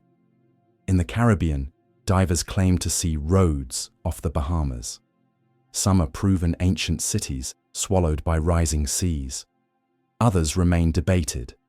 Yonaguni sits within this larger puzzle of how climate change and sea level rise after the Ice Age may have hidden chapters of human history beneath the oceans. If Yonaguni is artificial, its builders would have lived during or just after the Younger Dryas, a period of abrupt climate change around 12,000 years ago. During this time, ice melted, seas rose hundreds of feet, and coastlines shifted dramatically. Entire landscapes vanished beneath the water. Could human settlements have been among them? Yonaguni might be one of many such places, hinting at lost coastal civilizations drowned by rising seas. Why does Yonaguni capture the imagination so strongly? Perhaps because it sits at the boundary between certainty and speculation. It looks like a ruin, but might not be. It could rewrite history, or it could simply be geology playing tricks. Humans are storytellers. When we see sharp angles beneath the sea, we think of cities, temples, and builders. Yonaguni invites us to dream of forgotten ages, even if the truth remains hidden. Research at Yonaguni continues, though funding and interest rise and fall. Some scientists push for more rigorous exploration, including underwater excavation and advanced mapping. Others dismiss it as a distraction from more concrete archaeology. For divers, it remains a breathtaking sight, whether natural or human-made. The sheer scale of the monument is awe-inspiring. In the silence of the sea, swimming past its terraces, you feel the presence of something ancient, whether nature's monument or humanity's. Even without resolution, Yonaguni teaches us several things. Nature can mimic culture. Geology can produce shapes so precise they appear artificial. History is fragile. If Yonaguni is man-made, it shows how easily entire civilizations can vanish beneath the waves. Mystery inspires curiosity. The debate itself drives exploration, reminding us that not all questions are answered. Yonaguni remains a riddle beneath the sea. To some, it is nothing more than eroded sandstone. To others, it is the last remnant of a lost civilization that built before the dawn of recorded history. Diving among its terraces, one cannot help but feel a shiver of wonder. The ocean hides secrets, and perhaps Yonaguni is one of them. A whisper from an age when sea levels were lower, when unknown peoples walked the land, when memory and myth were carved into stone. Whether natural or artificial, Yonaguni reminds us of the vast unknown that still lies beneath the oceans, waiting for discovery. For in the deep, history and imagination meet, and the story of humanity remains, like the monument itself, unfinished. When Europeans crossed the Atlantic in the late 15th century, they encountered vast continents teeming with life, cultures, and civilizations. To many of the newcomers, the Americas seemed like a new world, a land untouched by history, waiting to be discovered. But this view could not have been further from the truth. Long before Columbus set sail, the Americas were home to thriving societies, some of them as complex and powerful as those of Egypt, Mesopotamia, or China. From the city of Cahokia in North America to the Maya, Aztec, and Inca empires in the south, evidence reveals a story of ingenuity, resilience, and monumental achievement. In this chapter, we'll explore traces of forgotten civilizations across the Americas, some well known, others still cloaked in mystery, and consider what they tell us about the diversity of human history. The story begins with migration. Archaeologists believe that the first humans arrived in the Americas at least 15,000–20,000 years ago. though new discoveries suggest even earlier dates. They came across the Bering Land Bridge, a stretch of land that once connected Siberia to Alaska during the Ice Age. Over thousands of years, these early settlers spread southward, adapting to deserts, forests, mountains, and coastlines. By the time Columbus arrived in 1492, tens of millions of people lived in the Americas, speaking hundreds of languages and practicing countless traditions. Far from being empty, the Americas were a patchwork of civilizations, some small and nomadic, others monumental and urban. In the heart of modern-day Illinois, near the Mississippi River, lies the site of Cahokia, the largest pre-Columbian city north of Mexico. At its height around 1050–1200 AD, Cahokia may have housed 20,000–30,000 people, larger than many European cities of the time. Cahokia's centerpiece is Monk's Mound, a massive earthen pyramid covering 14 acres and rising 100 feet high. Surrounding it were plazas, wooden palisades, and smaller mounds used for homes, temples, and burials. The city was carefully planned, with streets, ceremonial areas, and even evidence of astronomical alignments. Woodhenge, a circle of posts used to mark solstices and equinoxes. Cahokia was a hub of trade, connecting peoples across North America. Goods like copper from the Great Lakes, shells from the Gulf Coast, and obsidian from the Rockies all passed through. And yet, by 1400, Cahokia was abandoned. Scholars debate why. Climate change, deforestation, social upheaval, or conflict may have played roles. Today, only grassy mounds remain, silent witnesses to a forgotten city. Farther south, in the jungles of Mexico and Central America, the Maya civilization flourished for over 2,000 years. From around 250 to 900 AD, the Maya built great city-states such as Tikal, Palenque, and Copan. The Maya were extraordinary mathematicians and astronomers. They developed a complex calendar system and understood concepts like 0 centuries before Europe.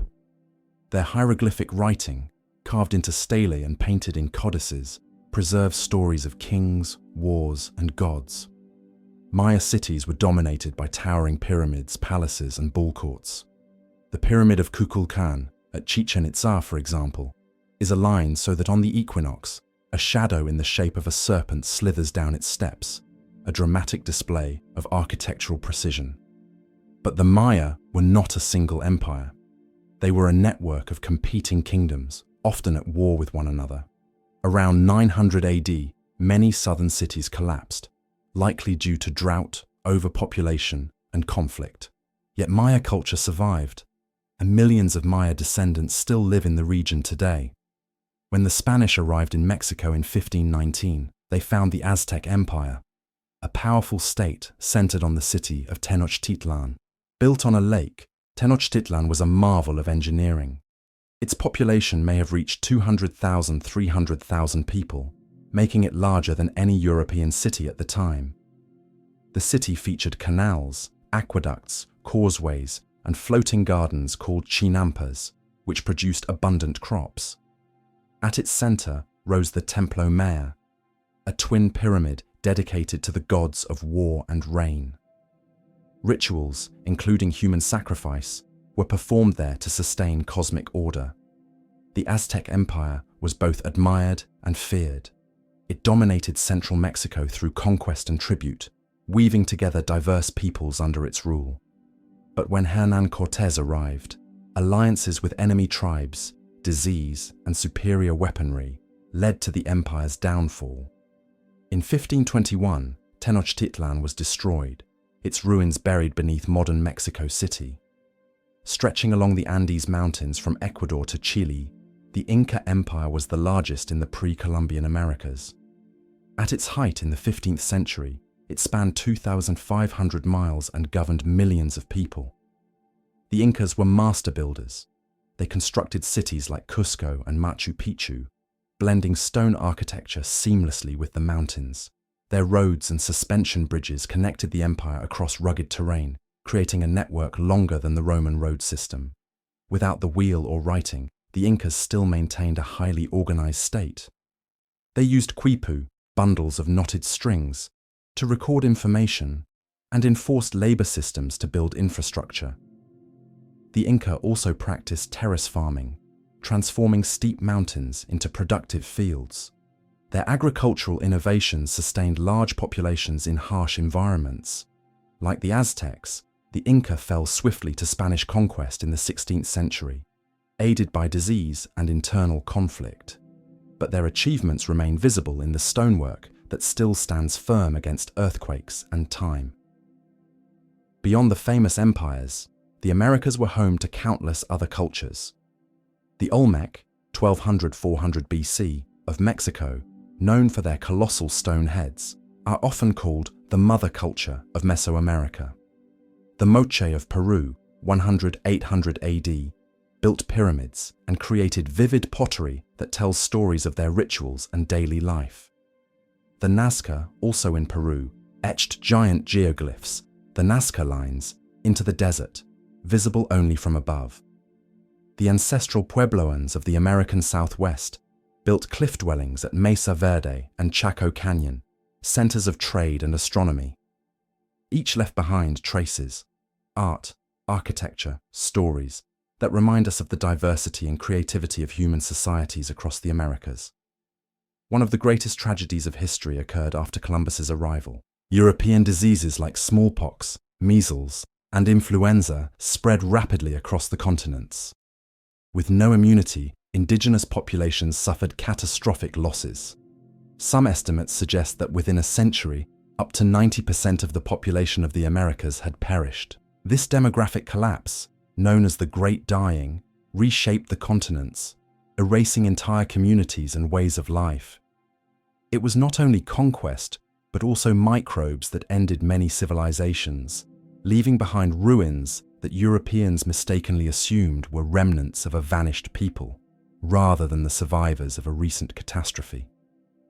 For centuries, textbooks framed the Americas as a wilderness discovered by Europeans. But modern scholarship has shifted that perspective. The Americas were not empty. They were full of history, innovation, and complexity. From city builders to astronomers, from farmers to artists, indigenous peoples shaped their world with ingenuity equal to any civilization elsewhere. Recognizing this not only restores dignity to their memory, but also enriches our understanding of human history as a truly global tapestry. The civilizations of the Americas remind us of several truths. Civilization takes many forms. Not every society needs writing or wheels to achieve monumental feats. Environment shapes innovation. From chinampas to terraces, people adapted brilliantly to local landscapes. Collapse is not disappearance. Maya, Inca, and many others still live today, their cultures transformed but unbroken. History is fragile. Disease and conquest can erase entire worlds in a matter of decades. Before Columbus, the Americas were not silent. They sang with languages, myths, markets, and cities. They were filled with astronomers charting the stars, engineers carving terraces into mountains, priests chanting at pyramids, and farmers feeding vast populations. The ruins we see today, stoneheads, pyramids, earth mounds, are not signs of mystery peoples. They are the footprints of ancestors whose descendants still walk among us. The forgotten civilizations of the Americas were never truly lost. They live on in memory, tradition, and the land itself. To remember them is to recognize that history was never Europe's alone. It was always a shared human story, unfolding everywhere the human spirit took root. When most people think of ancient civilizations, they picture the pyramids of Egypt, the ziggurats of Mesopotamia, or the temples of Mesoamerica. Yet scattered across the vast blue expanse of the Pacific Ocean lie some of humanity's most remarkable achievements. Here, on tiny islands thousands of miles apart, people built sophisticated societies, navigated with astonishing precision, and left behind enduring mysteries. This chapter explores the great civilizations of the Pacific, focusing on Easter Island, Rapa Nui, the Polynesian navigators, and other cultural wonders of Oceania. Their story is not only about monumental statues and daring voyages, but also about resilience, adaptation, and the fragility of human societies living on the edge of survival. The Pacific Ocean is immense, covering nearly 1/3 of Earth's surface. Scattered across it are islands, some volcanic, some coral atolls, some large and fertile, others tiny specks barely above sea level. Long before Europeans arrived, these islands were connected by a shared cultural tradition, the Polynesians. Skilled seafarers, they traveled thousands of miles across open ocean using only stars, currents, bird patterns, and wave movements as guides. Their achievements in navigation rival those of any ancient civilization. At the far eastern edge of this world lies Easter Island, a place whose giant stone statues have captured global imagination. But to understand Rapa Nui, we must first grasp the Polynesian world from which it emerged. Around 3,000 years ago, Austronesian-speaking peoples began spreading out from Taiwan and Southeast Asia, settling islands across the Pacific. Over centuries, they developed advanced ocean-going canoes, some capable of carrying families, livestock, and plants for resettlement. Unlike European explorers who relied on compasses and maps, Polynesians used wayfinding, a complex system of memorized star paths, seasonal winds, and natural cues. They read the swells of the ocean like a book, knowing which direction waves traveled after striking distant islands. This mastery allowed them to settle Hawaii, New Zealand, Tahiti, Samoa, Tonga, and finally Rapa Nui, Easter Island. These voyages, spanning thousands of miles, stand among humanity's greatest feats of exploration.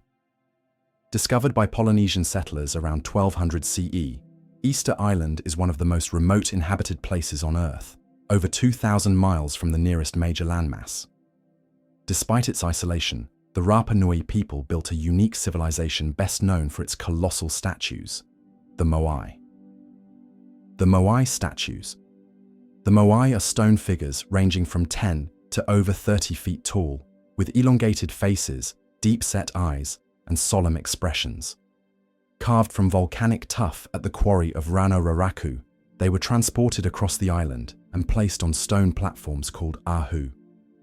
The statues are thought to represent deified ancestors, guardians who watched over the people and channeled mana, spiritual power, into the land. Their construction required immense effort, cooperation, and engineering skill. Transporting giants. How the Moai were moved remains debated. Some suggest they were hauled on wooden sledges. Others argue they were walked upright by rocking them with ropes, a technique demonstrated successfully by modern experiments. Either way, it required social coordination and shared belief. A thriving society. For centuries, Rapa Nui supported a thriving culture. The people built villages, practiced agriculture using ingenious rock gardens to protect crops from wind and conserve moisture, and sustained themselves on fishing and farming. The most enduring mystery of Easter Island is its collapse. By the time Europeans arrived in 1722, the society was struggling. Many Moai had been toppled, resources were scarce, and the population had dwindled. The old story: ecocide. For decades, scholars believed Rapa Nui's people destroyed themselves through overexploitation. According to this theory, they cut down all the island's trees to move statues, leading to soil erosion, famine, and even cannibalism. Easter Island became a cautionary tale of ecological self-destruction. The new story: outside forces. Recent research challenges this view. Evidence suggests that rats, introduced by settlers, may have contributed to deforestation by eating palm seeds. Moreover, the Rapa Nui people showed resilience, adapting their agriculture to survive difficult conditions. The real devastation came after European contact. Diseases, slave raids by Peruvians in the 1860s, and colonial exploitation decimated the population. Thus, Rapa Nui's collapse was not simply self-inflicted, but largely the result of outside forces. Adding to Easter Island's allure is the mysterious script known as Rongorongo. Carved into wooden tablets, it features intricate glyphs of humans, animals, plants, and abstract shapes. No one has conclusively deciphered rongorongo. Some scholars believe it is a form of writing. Others think it may be proto-writing or mnemonic symbols for chants. If it is true writing, it would be one of the very few independent inventions of script in human history. Unfortunately, most tablets were destroyed or lost, leaving only about 24 in museums. The full meaning of rongorongo may never be known. While Easter Island captures imagination, it is only one part of Polynesia's cultural mosaic. Across the Pacific, other island societies developed their own distinctive traditions. Hawaii, chiefs and heiau. Hawaii's society was ruled by powerful chiefs, ali'i, who oversaw agriculture, fishing, and warfare.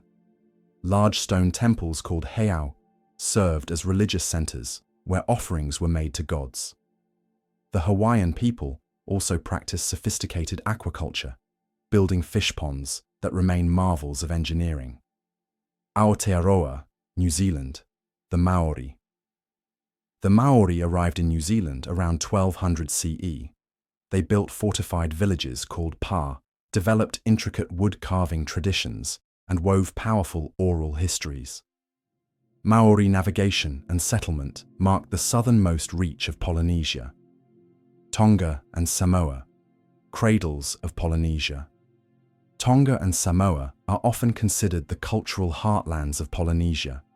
They developed stratified societies with hereditary chiefs, monumental stone platforms, and vibrant oral traditions.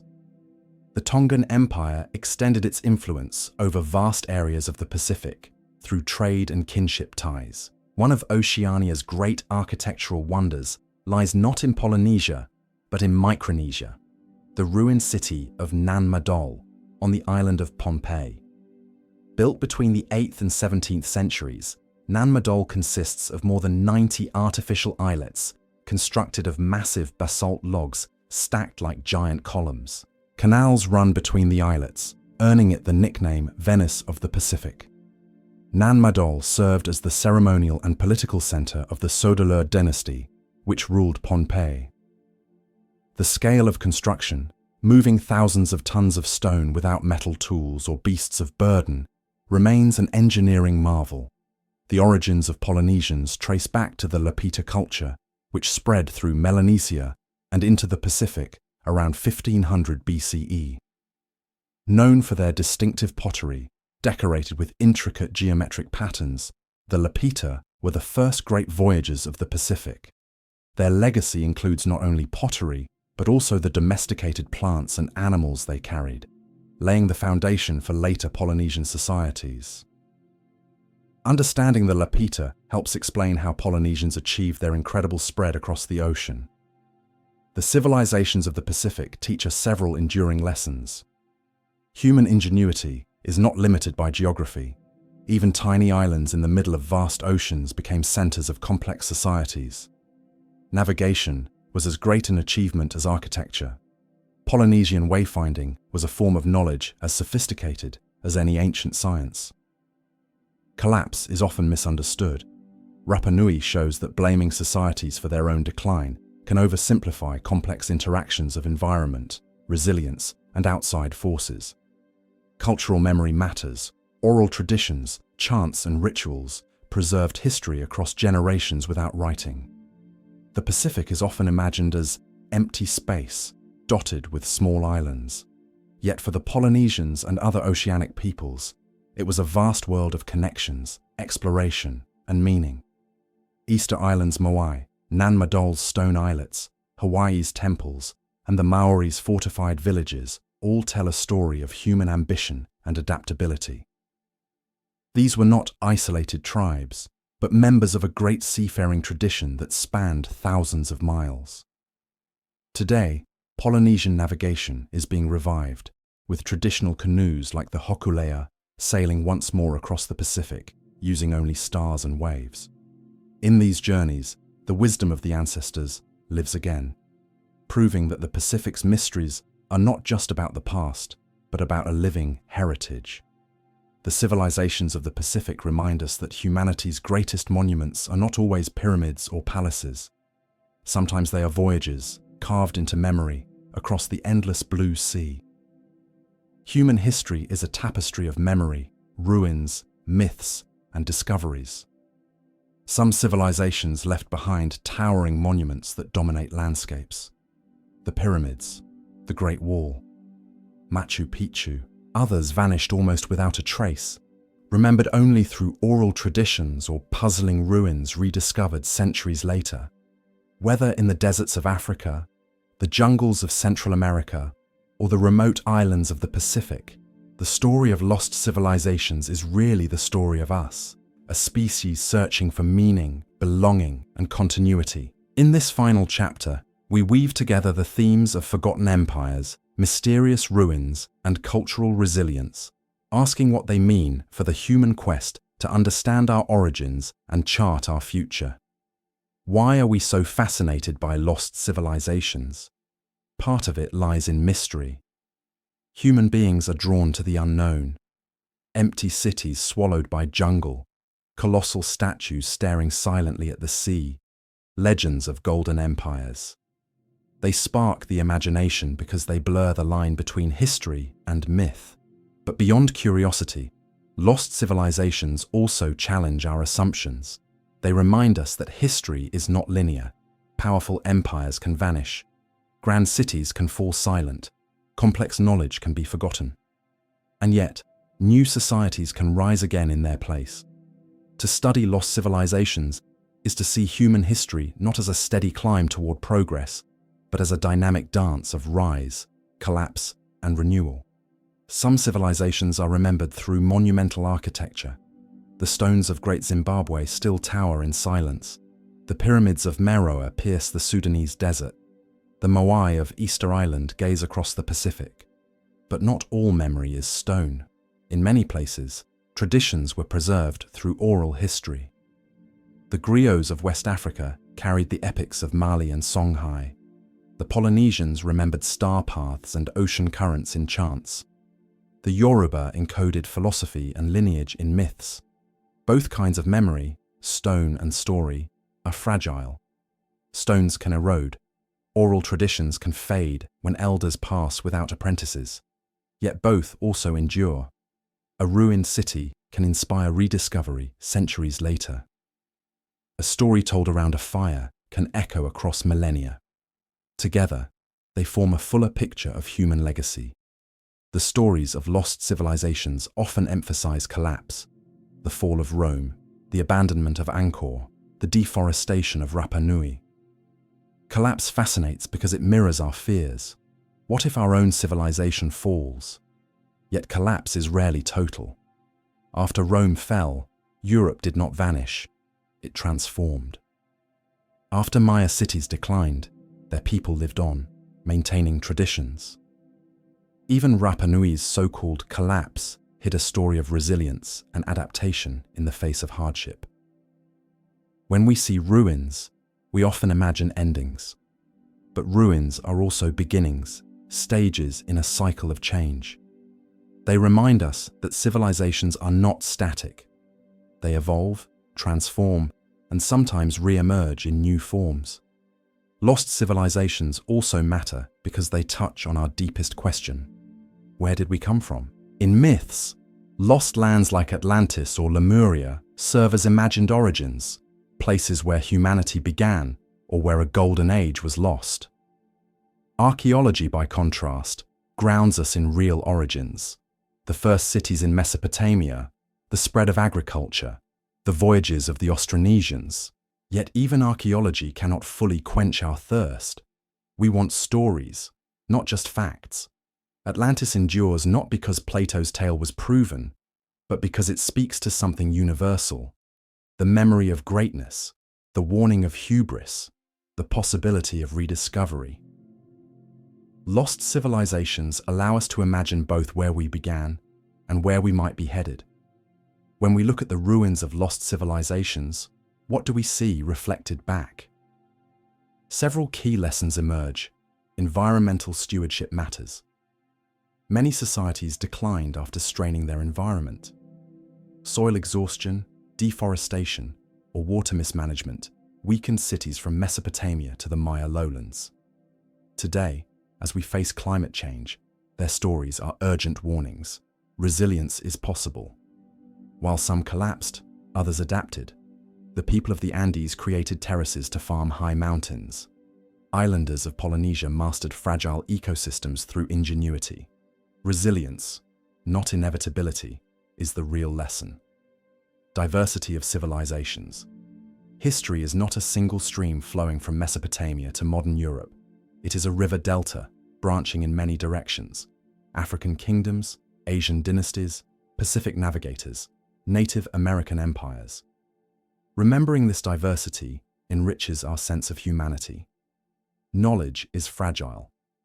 Lost scripts like Rongorongo or the Indus Valley's writing remind us how easily knowledge can vanish. Preserving languages, traditions, and histories today is an act of cultural survival. Our own vulnerability. Every empire once thought itself eternal. Rome proclaimed it was the eternal city. The Maya built cosmic calendars. Yet all were vulnerable to time, nature, and change. Recognizing our own fragility is the first step toward building a sustainable future. Another striking lesson is that ancient civilizations were never as isolated as once thought. Trade routes stitched the world together long before globalization. Caravans carried West African gold to North Africa and Europe. Chinese porcelain ended up in Great Zimbabwe. Polynesian voyagers may have reached South America, exchanging crops like sweet potatoes. Bronze Age merchants connected the Mediterranean to Central Asia. This interconnectedness means that the story of one civilization is never just local. The fate of Great Zimbabwe was tied to Indian Ocean trade. The collapse of the Maya was shaped by climate shifts across continents. Our world has always been entangled. Even when civilizations are lost, myth keeps them alive. Atlantis, El Dorado, Shambhala, these names echo in literature and imagination. Myths often exaggerate or distort, but they preserve kernels of memory. Atlantis may have been inspired by memories of real disasters, like the eruption of Thera. El Dorado grew from tales of gold-rich kingdoms in South America. Shambhala reflects Tibetan spiritual ideals. These myths are not false history. They are cultural mirrors, reflecting human hopes, fears, and values. In many cases, they have spurred real exploration, sometimes even leading to genuine discoveries. In the last 2 centuries, archaeology has rewritten our understanding of lost civilizations. The ruins of Angkor Wat, once swallowed by jungle, revealed the Khmer Empire's grandeur. Troy, long thought a myth, was unearthed in Turkey. The Maya script, once undeciphered, now reveals their history in their own words. Underwater explorations uncover drowned cities in India, Greece, and beyond. Each discovery is a reminder that history is not finished. There are still secrets buried under earth and sea, waiting to reshape our narratives. Ultimately, the legacy of lost civilizations is not about separation, their past versus our present. It is about continuity. We inherit their technologies, their art, their agriculture, their stories. We eat crops first, domesticated by forgotten farmers.